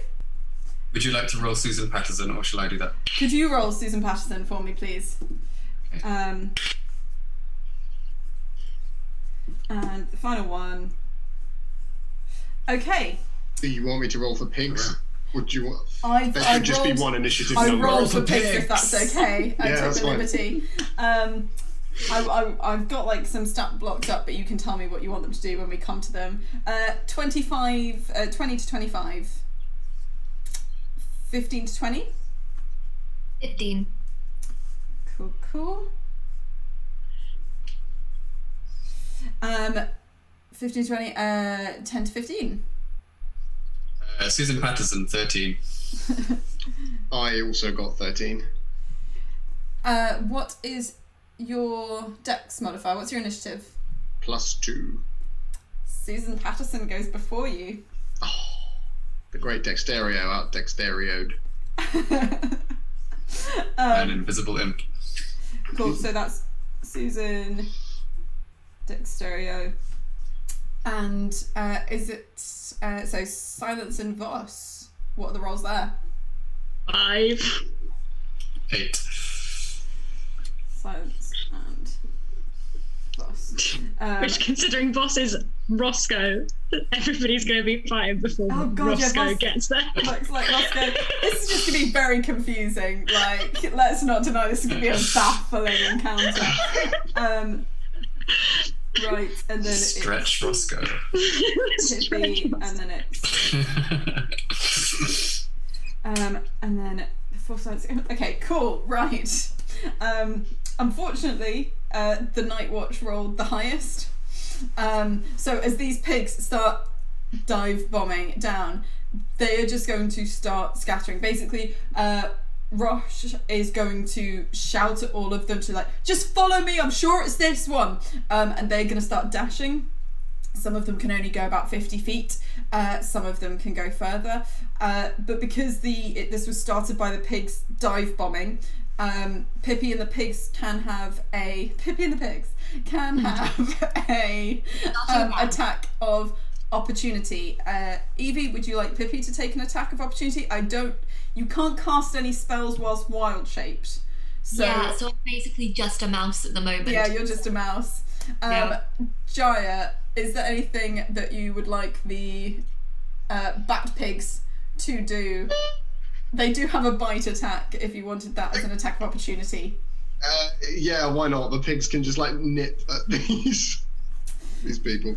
Cool. So we've got there's Rush, History, Matthias, and Lapland. If they're within a mile of me, I apparently have like a telepathic link with them. Cool. I'm gonna, because I am bad at estimating miles, I'm gonna say that this is a relatively small area. Like, they haven't walked a mile away from you in the short time that you went to see Valda, so you can have that telepathic link. Okay, that is a just hits, and pig 2 misses, pig 3 misses, but Rush is going to take a bite from one of these. It's 1 piercing damage because it's a little bat pig. But this is incredible. One of these pigs, I'm gonna say it's the one with the nose ring, whilst dive bombing, just like nips round and gets Rush slightly in the shoulder. And then we are on to Pippi. It is your turn. Obviously, the pigs are just gonna follow along and can keep pace because their fly feed is 30 feet. Is there anything you'd like to do whilst on the pig? Whilst on the pig. Whilst on pig. How off the ground am I at the moment? How far off the ground? Yeah. You are only about like 5 feet or so because they had to come down to the level of the party. Okay. Squeaking, fly, my pretties! I would like to jump off the back of Fez Pig, who I've named Albert, by the way, and turn back into my Pippi self. Cool. Is dropping wild shape, is that a bonus? Or is That's a bonus action, yeah. Cool. What would you like to do for your action? How close are the people that have dashed? I'm going to say because you've kind of jumped off during your action, they're just like 30 feet away. Okay. I am going to... sorry, I had a thing that I just completely blanked for a moment. No worries. I would like to begin running after one and just kind of try and close the distance. Yep, absolutely. You can use your movement to get up there and you'll still have an action. Oh yeah, great. Well, also start shouting, "What the hell do you think you're doing?" I would like to use my only offensive spell, which is poison spray. Oh, okay. Is poison spray, is that something I need to roll against? Yes, it's a con save, I believe. Okay, and what's the range on this? Are you able to target multiple people? It's a 10-foot. I'm just looking. Oh, a 10-foot like cone or line? It says just a 10-foot puff of noxious gas. It should have a radius. Poison spray. So I'm just finding this. But it says a creature, so I assume it's just one. Oh, if it says a creature, who would you like to target? I would like to target, is History near? Yeah, History is. She's just running with the group in general. Yeah. History makes a con save. That is 11. That fails. Okay, roll damage. Cool.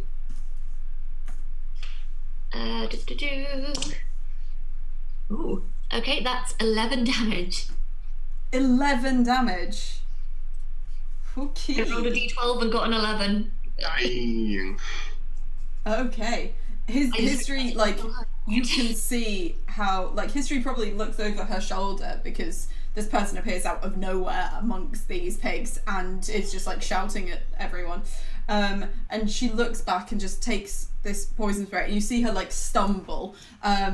and like she is now probably, she doesn't fall prone or anything, but she is obviously caught wildly off guard by that kind of damage.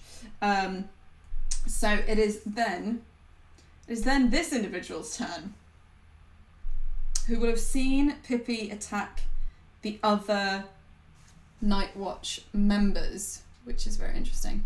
Okay. So yeah, let's try this. Okay. Pippi, what you probably see, unfortunately, it goes a fraction wide. There is this kind of tree branch. It looks like there's just a tree that Rosh is running past. But then one of the branches moves, and it's almost like the branch is an arm, and you can't quite tell whether it's like a kind of humanoid arm that looks like a branch or a branch that looks like a humanoid arm, and it tries to swipe at Rosh, but Rosh just kind of ducks out of the way and keeps running. And that's, you can't quite see what's happening, but because of your knowledge of Dryads, you think that might be a Dryad hiding in amongst the trees and trying to attack while staying hidden. It is Susan Patterson's go. Sorry. Susan Patterson! What would you like Susan Patterson to do? Because I think she probably was able to, oh yeah, she's obviously with the group and around them. So the rest of us are quite far away at this point, I'm imagining. Yes, it's gonna be a little while for you to catch up. I'm not gonna be super strict on like rounds, because otherwise it would probably take quite some time. But if you're like going in a straight line and they've curved around and stuff, I'll let you know when you're getting close to them. Okay, but is Pippi looks fine, right? I would hope that Susan Patterson would take the opportunity to fly down near Pippi and just alert Pippi of her presence and support should it be required. Cool. Is that an instruction for Susan Patterson to reveal herself, or does she stay invisible? Perhaps she just bobs on Pippi's shoulder and whispers whatever she might choose to say at that point. Sure. Hi Pippi, it's me, just to let you know that I'm here and I can help you if you need it. Thanks, Susan Patterson. See, you get it right first time. Full name, thank you. Jaya, is there anything you would like to do as Dexterio, whilst you're now starting to kind of leave the edges of the settlement and starting to go through this kind of very thin, wiry forest? I don't think we're in range of anyone. We can't see them or anything yet, can we? Not quite. No. Then I don't think so. Don't think there's anything particularly useful I can do right now. Okay, cool. Just dash in. Nope, they're gonna hold back. So silence. It is I will keep pace. I'll keep pace with Dexterio. Cool. Voss, is there anything you'd like to do other than keeping pace? How far away are we? You are probably, I'm gonna say that you're probably gonna reach them in like 2 rounds. I don't think I'm going to. I think I'm just gonna dash. Now because Pippi actually attacked Hisri, so Hisri is gonna go for Pippi, pulling out this short sword that looks like comparatively quite large on her, but rolls really poorly, probably still just reeling from this poison spray, just swinging the short sword out in front of her, but she can make a second attack. Does a 13 hit? It does not. Damn. Again, like, tries swinging one way, stumbles, tries swinging another way, stumbles. Then Rosh is just gonna keep running. Matthias, because you healed Matthias, and he's not feeling great about the situation that's unfolding. Doesn't attack you, but is just gonna run and follow Rosh. And then Laplan, I think they're here for a fight. Like, she really wants to scrap. First one goes wild. just for clarity, Lapland uses he, she, they pronouns, which is why I'm using different ones for her. However, I'm guessing that a 17 will hit. Yes, it does. Cool. Lapland's first attack goes wild, but his second one does hit, and that is going to be 7 points of piercing damage. Oof. Because it's done with a real flourish. And yeah, it's gonna stay there because she's here mainly for like the excitement and the drama of it all. So it is then Pippi, it's your go. I would just like to shout, just stop hurting the trees! I don't want to fight, as I aim another poison spray. Are you readying that, or are you gonna just do it? I think I'm gonna ready it if either of them want to attack me again, just in case they do have second thoughts. Okay, so if either History or Lapland move to attack you, you're gonna poison spray. Yeah. Cool. Okay. We then have another attempt, which is still super bad. Some of the individuals you have not yet met have not done a good job of trying to attack Nightwatch. And then it's back to Susan Patterson. Susan Patterson, I guess, so on my turn, she can prepare an attack. I will do the same thing with Pippi. She can... Well, no, I just leave her where she is, to be honest. Yeah. Just leave her following Pippi's guidance, I think. Pippi seems to have the situation under control. Okay, so not readying any actions. No, because I don't think she can do it at range, which... just double yeah, check. she's only got a melee sting attack. Yeah, so we'll just... Okay. She could ready that, I suppose, but... Yeah, if you want, she can ready her sting attack if someone gets close enough. Sure. Okay. Cool, because others are in melee range, but just I'll take it if they make an attack in. Dexterio. Yes. We're still not quite in range of people, are we? No, I'm gonna say I'm well aware for anyone watching that I'm slightly fudging distances and such like, but I'm going mad with power as a DM by doing that. And if you dash on this one, then on the next one you are within range of like range spells and such like. Okay. I'm not sure what type of action it is for me to pull things out of my hat. I couldn't see anything. Oh, it's an action to do that. Okay. No, then I'll run the full 60 feet. Okay. Cool. As fun as it is to MacGyver out of every situation. Silence. I will again Just keep pace with Voss until we're within 120 feet, and then I'll do something else. Cool. Voss again. Also just. Yeah. Yeah, I'm assuming that. I'm assuming I don't end up within 60 feet of anybody. No. Then never mind. Very not. Valda also is doing his best to keep up, but as a halfling, he is falling a little bit behind, but is also dashing to try and keep pace with all of you. Rosh is still kind of running.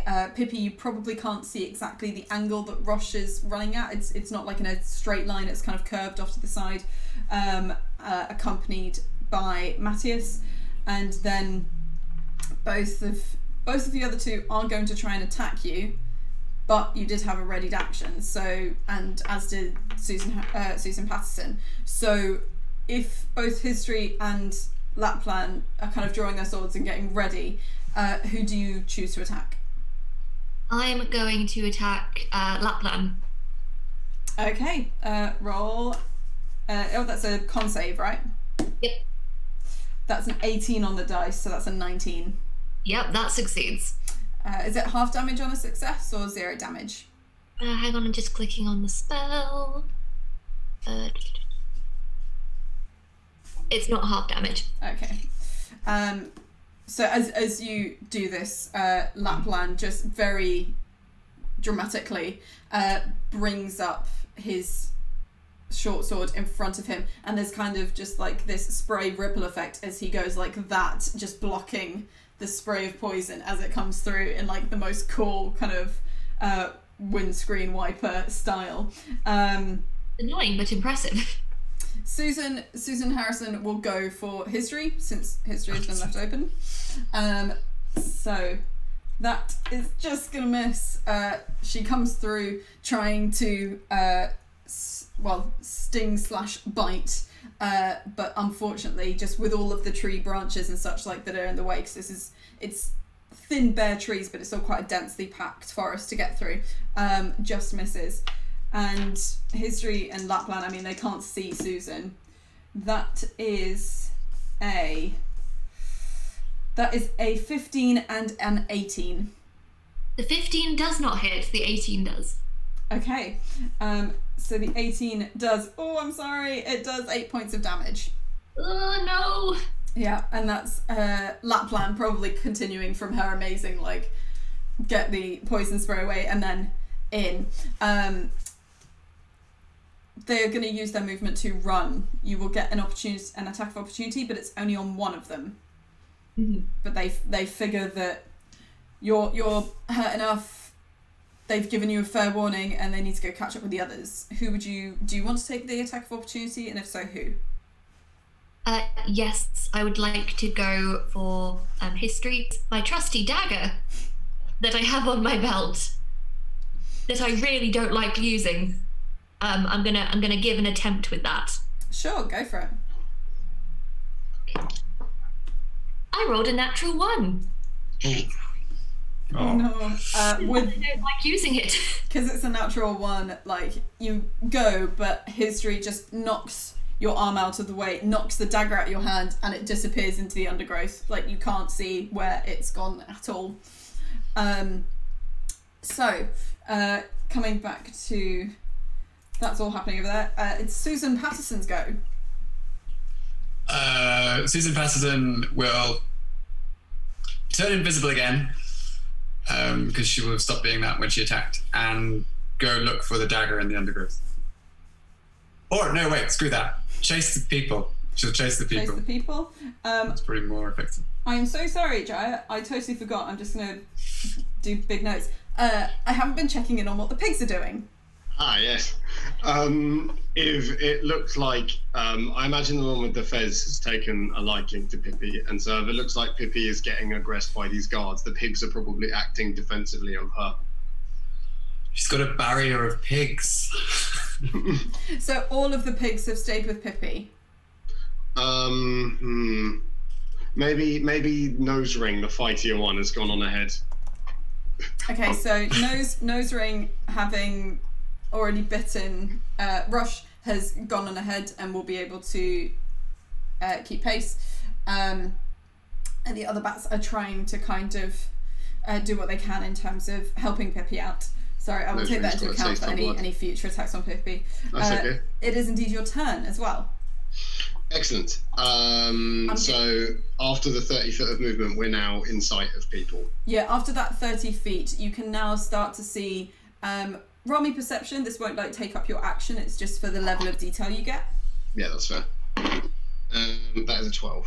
12. And do you have dark vision as a hobgoblin? I don't think so. I couldn't see anything. Oh, no, I tell a lie. I do have dark vision. Fantastic. So with the 12, what you can make out is you can see like Rosh and Matthias, additionally with Fez, Pig, kind of following along behind, running. But they're kind of not running away from you. They're running almost across you, which is how you're able to start catching up.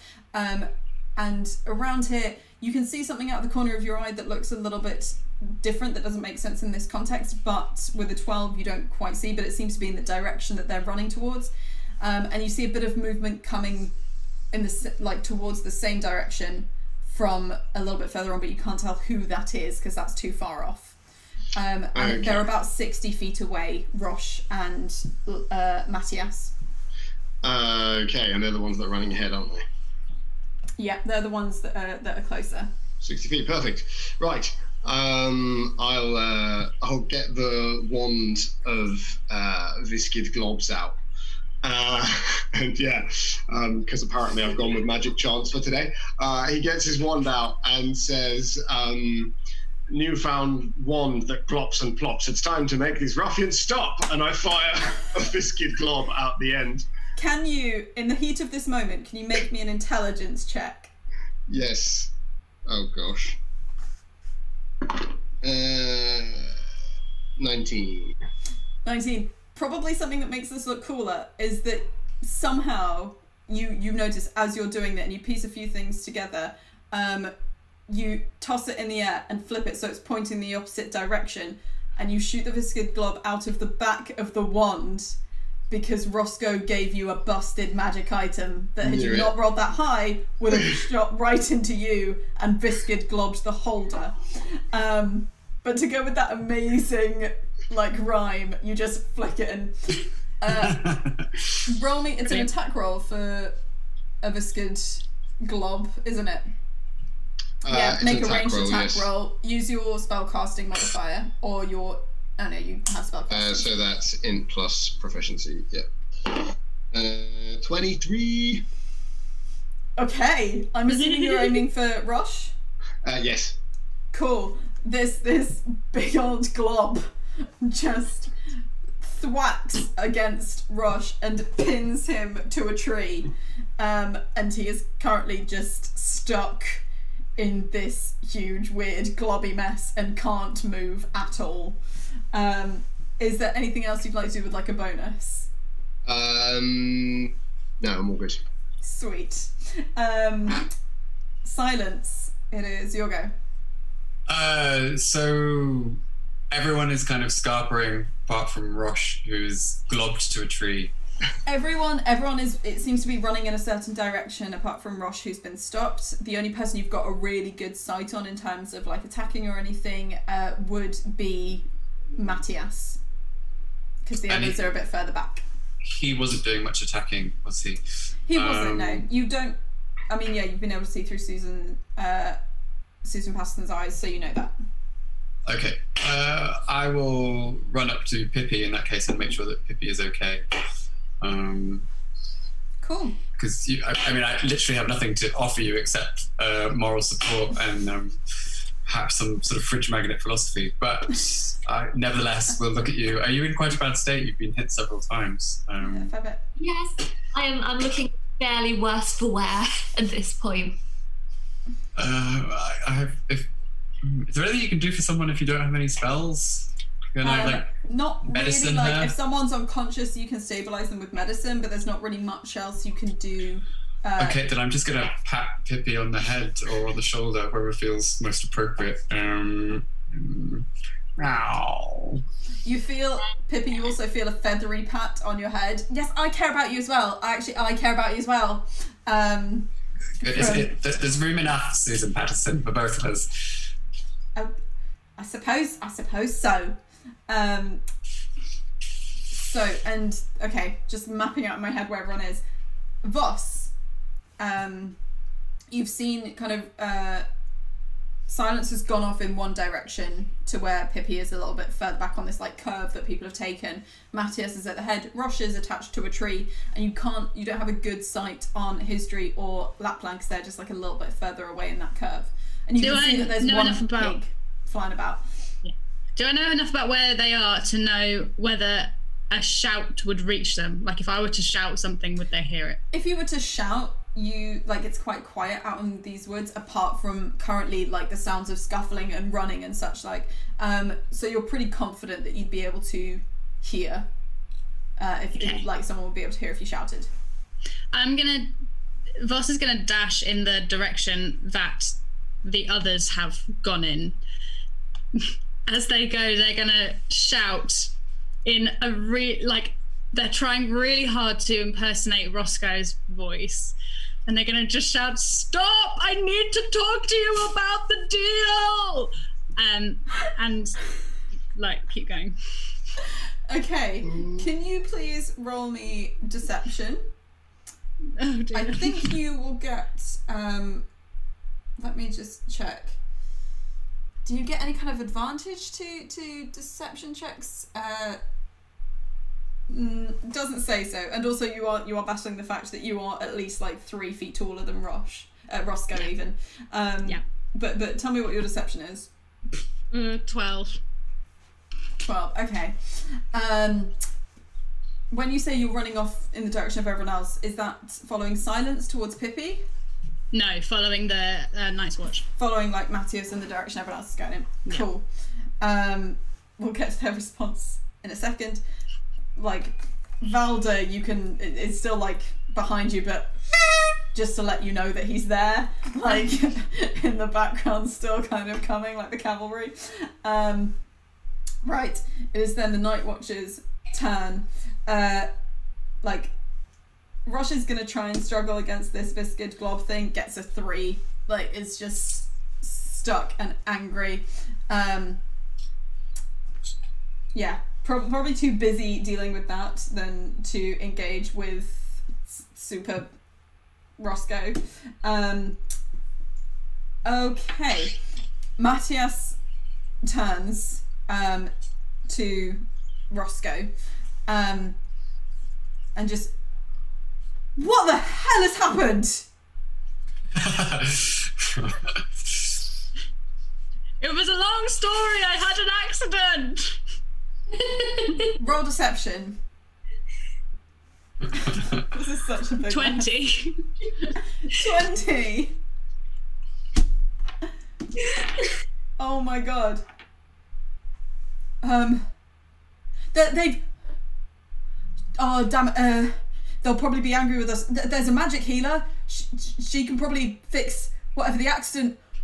It's fine. We just need to stop them for now, so I can talk to them. Okay. Matthias has like used his turn on just engaging with that, and dealing with that. However, really high rolls on the insight from both Laplan and History, who are just going to keep running past and just be like, whoever it is, they're lying, you fool! Like slapping Matthias as they just run straight past, not paying any attention to any of you. And then it is Pippi. Okay. I'd like to just turn to Silence and just say thanks as I just cure wounds on myself, because I am not looking happy at the moment. Sure. Roll the healing that you get for that. Where is it? Great, I get 9 points back. Nice. Any bonuses, any movement you want to use? I would like to start moving towards the direction they're running in, hoping to Sure. try and catch up. Okay. Yeah, this is going to get a little bit more desperate. I'm just going to check exactly what she is going to do.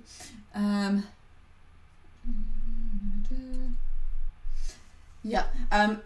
Some of you probably, because she's not as good at hiding currently, because things are getting a little bit too urgent and too dramatic, you see like these flashes of movement, as though what you probably would now all be able to assume is a dryad is just using tree stride to just like shift through trees and appear at different points in the forest so that she can keep up with the Night Watch as they run through to whatever endpoint that they're heading towards. It is Susan Paterson's go. So Susan Patterson has been following these people. Yes, yeah. Does she have any sense? Can you see in front of her where they're going, or are they aiming anywhere? I think she might want to relay back to, Papa Cat. Let me just see. So that's kind of on the edge. Perception. Okay. What she does notice, because it's quite a distinctive feature in the forest that they're now getting closer, is have you ever seen a rainbow tree? As in, it's a tree that sheds its bark over several months, and the different pieces as they come off, it translates into different colours. So it's basically looks like a tree that's got its bark shed. It's a real wild thing. They're really cool. But in the middle of this forest, it's slightly harder to appreciate it in the night, but there is a rainbow like still a quite thin spindly tree, but with the bark that's shed, there are these just kind of swathes of different colours over it, and that it seems to be there's very few landmarks in this forest, and that seems to be kind of right ahead of where they're going, and they'll probably get there in the next round of dashing.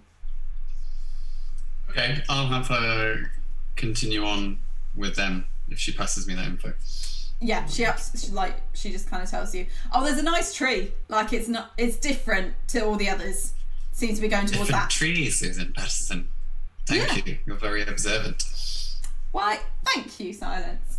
It's nice to be appreciated. Pigs. Pigs. Okay. So. Sorry, I'm struggling to keep track of where everyone is slightly. I totally understand. Do you want me to do like a little recap? Yeah, that might be helpful if that's okay. Sure. Thank you. So, Silence and Pippi are together with two of the pigs, Fez and Glasses. Yeah. Kind of all in a bundle. You are, let's say you're about 60 feet away from them, nearish to Roche, who is attached to the tree. Laplan, History, and Matthias. Well, Matthias is also near to you. Laplan and History are about 30 or so feet onwards. And the other pig is actually hovering around Roche. Next to you. And then Voss is kind of just a little bit on from you. So those are the kind of main groups. If you need any more clarification, just say, because I know it's a lot of different things. No, I think I've got that. Thank you. So can I order the pigs to try and like physically obstruct or get in the way of History and Laplan as they run towards the rainbow tree? Yeah, I'm happy with kind of. They might not do it. They might not get there, but yeah, that's the intent. Is that all of the bats? All of the pigs? Because I'm just looking at a stat block. Yeah, because Pippi's safe from harm now. So yeah. Cool. All of the pigs just like head off, and will start trying to just like mess with the others, but they won't quite catch up yet. And your own go, Jaya. My own turn. I am going to give chase to History and Laplan, and then try and blob History again with the wand. Cool. Okay, roll attack on History. Plus int is 16. 16. You hit History. So pointing this thing backwards. Nice. So History walking along just gets globbed and falls face forward, just because she's just got wrapped up by this glob and is on the floor. I love that this is just how people are going to get taken out of this. Anything else you would like to do?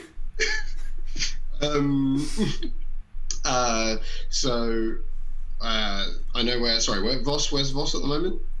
Voss is actually not that far from you, I believe. Yeah, Voss is kind of a little bit further down near to where History and Laplan are. So a little bit closer to the tree. Okay, yeah, perfect. Then yeah, I'll probably just shout for people's general awareness. Lapland's History's down. Just one more to go. Cool. At that point, you can all. Yeah. Everyone's within. Yeah, everyone is definitely within that. The first thing you hear is this huge flapping of wings, like the sound of wind being moved or generated by wings, and also like the secondary sound of wings rustling up against bare, thin branches of trees. Then everyone, because everyone's sufficiently close, starts hearing this beautiful, light, haunting song. And I'm going to need all of you to make a wisdom saving throw. I'm going to be doing a lot of throws for Jaya, could you please roll for the pigs? Red, could you please roll for Susan Patterson? And I will roll for everyone else. What's the wisdom modifier on a bat? The wisdom modifier on a bat is a +1. Go bats. Is this a save against being charmed? It is a save against being charmed, so as an elf, I believe you're going to be fine. Yeah, get advantage. So, fingers crossed. Right. So, that's that. That's that. That's going to just be comedy. Oh, they've done surprisingly well. So I've just got... The only other person is Valda that I have to roll for. The only... Yep. Oh no. Okay. Who rolled a 10 or below? Did anyone roll a 10 or below? One of the pigs. We'll say it's glasses. They couldn't see it coming. Oh. Glasses. So, yeah, this a lot of the Night Watch rolled super well. So you hear this kind of beautiful song that seems to be coming from near the tree, but definitely not right next to the tree. And one of Glasses starts just like has a bit of a weird look on its face and then starts just hovering in the direction of where the song's coming from. History, while still like blobbed and globbed up, like struggles to her feet and starts like following where that sound is coming from. And you hear kind of like as Valda changes direction and starts following, because for some reason out of all the people involved in this, those are the 3 that failed. Wow. Yeah, and they're gonna try and get towards that song, which is kind of nearish the tree, but not quite. Silence. It is your go.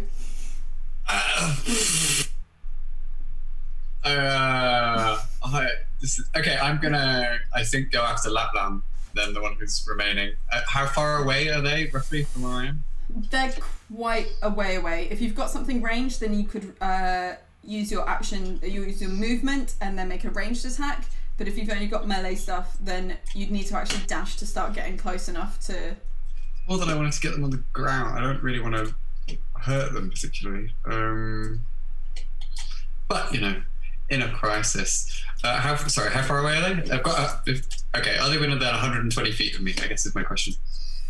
Oh, they're definitely not further than 120 feet. Then I will Eldritch Blast this mofo in the back of the head. Oh, that's okay. That's brutal. Could you roll for me? I could. I could. Oh, But I won't. That's a 7 to hit. A fearsome 7. Is it just one roll for one? It was one roll for saying I only have one. It's not separate rolls. Cool. Just wanted to check. This just goes wide and streaks through the forest. Unfortunately, doesn't catch Lapland, but thankfully also doesn't accidentally catch anyone else. I mean, phew. That's Silence will use his movement and indeed, assuming he's paused at some point, his feline agility to close the distance between the two of them. I will happily allow that. Voss. So Voss is gonna dash, shouting, "I made it! You've left me no choice!" And then I'm gonna use Kensei's shot to as a bonus action to make a ranged attack with my dart. Ooh. Okay.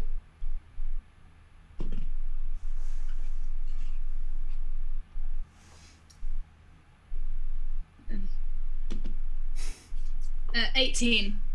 18, and hit? is this on Lapland and Matthias? Lapland, the only people who are still up? Cool. Yeah. Lapland, that will definitely hit her. Great. Make ranged attacks with a Kensei weapon. Deal an extra 1d4 damage of the weapon's type. Yeah. So I can roll 2d4s. Does that mean? Yeah. So it'll be 2d4 plus 3. Yes. So that is 6 points of damage.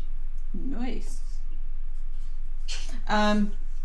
Cool. This dart just into Lapland's shoulder, and they're gonna keep like running. They're actually, just because they're obviously a little bit of a show off, not even gonna pull it out, just gonna keep going. It is then Valda's turn, but Valda is following this kind of beautiful, bizarre song, and then it is the Night Watch. Rosh is trapped in a glob. History is trapped in a glob and following a song.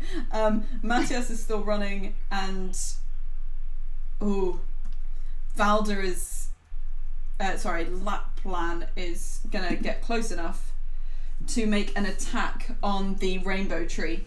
And she takes her short sword and just cleaves at it with a 16, and there is just this kind of tear through the tree, and this flurry of leaves from elsewhere off in the forest.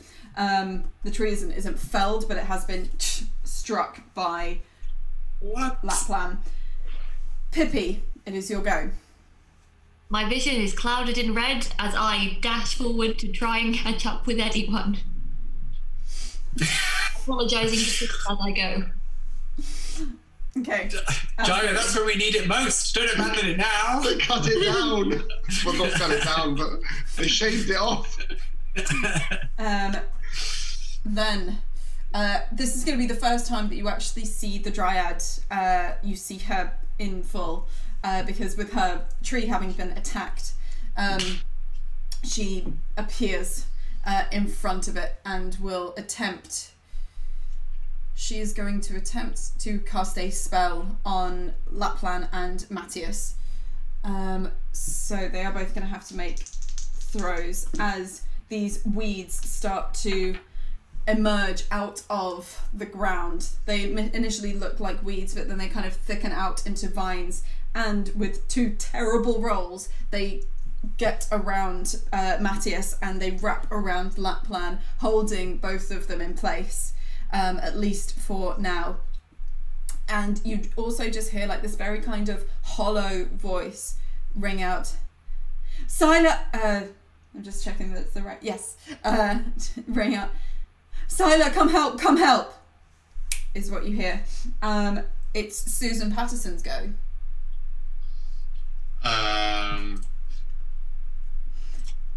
Think Susan Patterson will fly up to Laplan and not making an attack. Just gonna, just in irritation, just punch them in the face. Just, it's not an attack. Just it's an expression of emotion. Sure, absolutely does that. Baffling to Laplan since Susan is invisible. There are still 2 pigs who have just chased after. Laplan and Matthias are kind of restrained, but do you want the pigs to do anything? I guess like the pigs will like land on them. Cool. 1 on each head. Yeah, and they just like stand there, weighing them down, making it a pain to escape. Yourself, Dexterio's turn. Dexterio. So all opponents are now restrained in some way or another, aren't they? Yes. History and Rosh will reliably be restrained for a long time. Those who are entangled, Matthias and Laplan, it's a little bit more unknown. Why not? I'll help and fire another blob at Laplan. Go for it. Just try and arrest everyone. That is a 21. Yes. I rate it so highly. I'm gonna say with a 21. Additionally, I'm gonna say because also they're both up in all of these things, you mainly focus it on Laplan and catch, but it traps so many of the other vines and such like that are around that also Matthias is now similarly restrained, like isn't gonna be able to get out because of this combination of things. So, actually there is, at this point, you all will see this.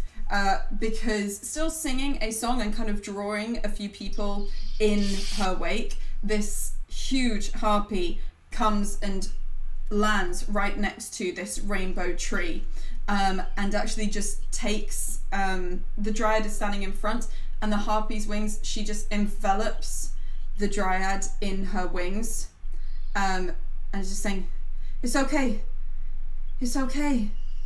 they've stopped, and kind of looks over and sees all of you here and lets go of the Dryad, and they just kind of turn to all of you, not quite knowing what to do. "Hello," says the harpy. Hello, bird person. Hi. Harpy. Sorry. My name's Sila. This is Jaeger. Hello.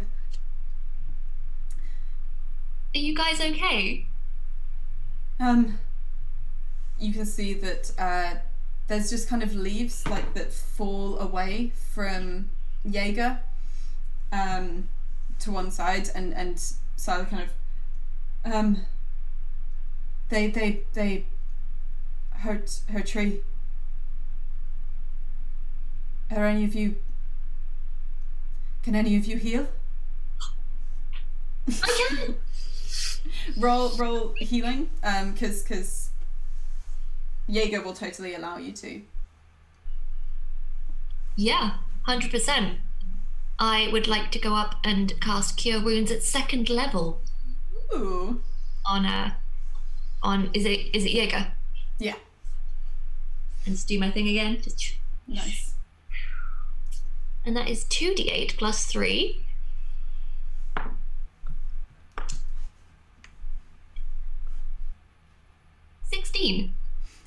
These leaves just kind of sweep back up almost in a gust of wind and coalesce back into Jaeger. Right, well, thank you. Thank you. They've been chasing after her, and I just wanted to protect her. I just wanted to keep her safe, but they kept chasing. Thank you. It's very quiet in the forest now. It's not long before Leslin, you hear the sound of feet just running through here, and you see the familiar glow of their mage hand, and Leslin comes through and helps coordinate with all of you. Kind of, it's not hard to arrest, as Dexteria put it, everyone, because they are wrapped up in globs, and you're able to take them back. Jaeger and Sila give their thanks and say that if you should ever need a favour, then they will always happily give one to you. Leslin arranges for everyone to be arrested, and additionally, with your information, is able to go after Roscoe and confiscates his dodgy magical items, and indeed offers any of you any additional treasures that you might want as thanks for your help in reconciling this. Is there anything that you would like? There are various things you could take from Roscoe's magical items, or anything you would like to... Does Voss take Roscoe's So Voss hat? has changed back into the human form that they were supposed to be embodying today, but still would like the hat. Cool. You can absolutely take that hat. And unless there's anything else anyone would like to do, I have like a little button for us. But is there anything final you'd like to do? I think Dexter might take some of the other like phony wands, purely just so he can cast catapult and use them as projectiles at people out of disrespect. Nice. Cool. You get And various he, like phony rubbish magic items. I think he sets fire to all of his business cards as well. Nice. Speaking of business cards, you are all due to leave the next morning, and there is horses in a carriage and such like that are able to take you through to wherever you wish to travel through next. And the person who is there saying goodbye is Valda, who has overnight drawn up some things on little pieces of paper and goes over to Pippi and goes, I thought these would be nice, and I'll try and do it here if you want, and has made some very basic handwritten business cards for Dream. And we leave it with Valda starting up the Vaxler chapter of Dream. As you all ride into the distance with the lovely Harpy and Dryad now safe in the forest. Yay! Thank you so much, everyone, for joining us for the Night Watch. I'm going to make this really quick because I don't think we've got much time. If you enjoyed this, we are streaming more one-shots for the next 3 weeks from 6 p.m, 9 p.m. BST on the Twitch, twitch.tv/D&D and twitch.tv/Adventurers Wanted. We also have various other things. Check out our website, adventurerswanted.co.uk, or our Twitter, @adventurers250, to know what else we're doing. We've got some very cool things happening after these next 3 weeks of one-shots, but I can't quite say what they are yet. A big thanks again to Ultra Pro and D&D Beyond, who sponsor everything we do, and we could not do any of this without them, so thank you very much. We also have a YouTube channel, youtube.com/Adventurers Wanted, which has all of our past campaigns. There's 12-part D&D campaigns, there's Star Trek Adventures games, there's huge mega 250-hour long things, there's one-shots, loads of content if you like tabletop role-playing and actual play. And additionally, look, if you want to support us and what we do in a different way, you can become a supporter on Patreon. That gets you access to homebrews and playable versions of adventures, things like that, like this is a one-shot. However, this you can actually get as a one-shot if you get Uncaged Volume 3, as it is one of those one-shots in there that I wrote for that, which was really cool, and it's an awesome project, so check that out as well on the DM's Guild. Yeah, do become a patron on patreon.com/Adventurers Wanted for various rewards. And other than that, the only thing left to do is say bye, and thanks very much. Bye! Bye! Thank you.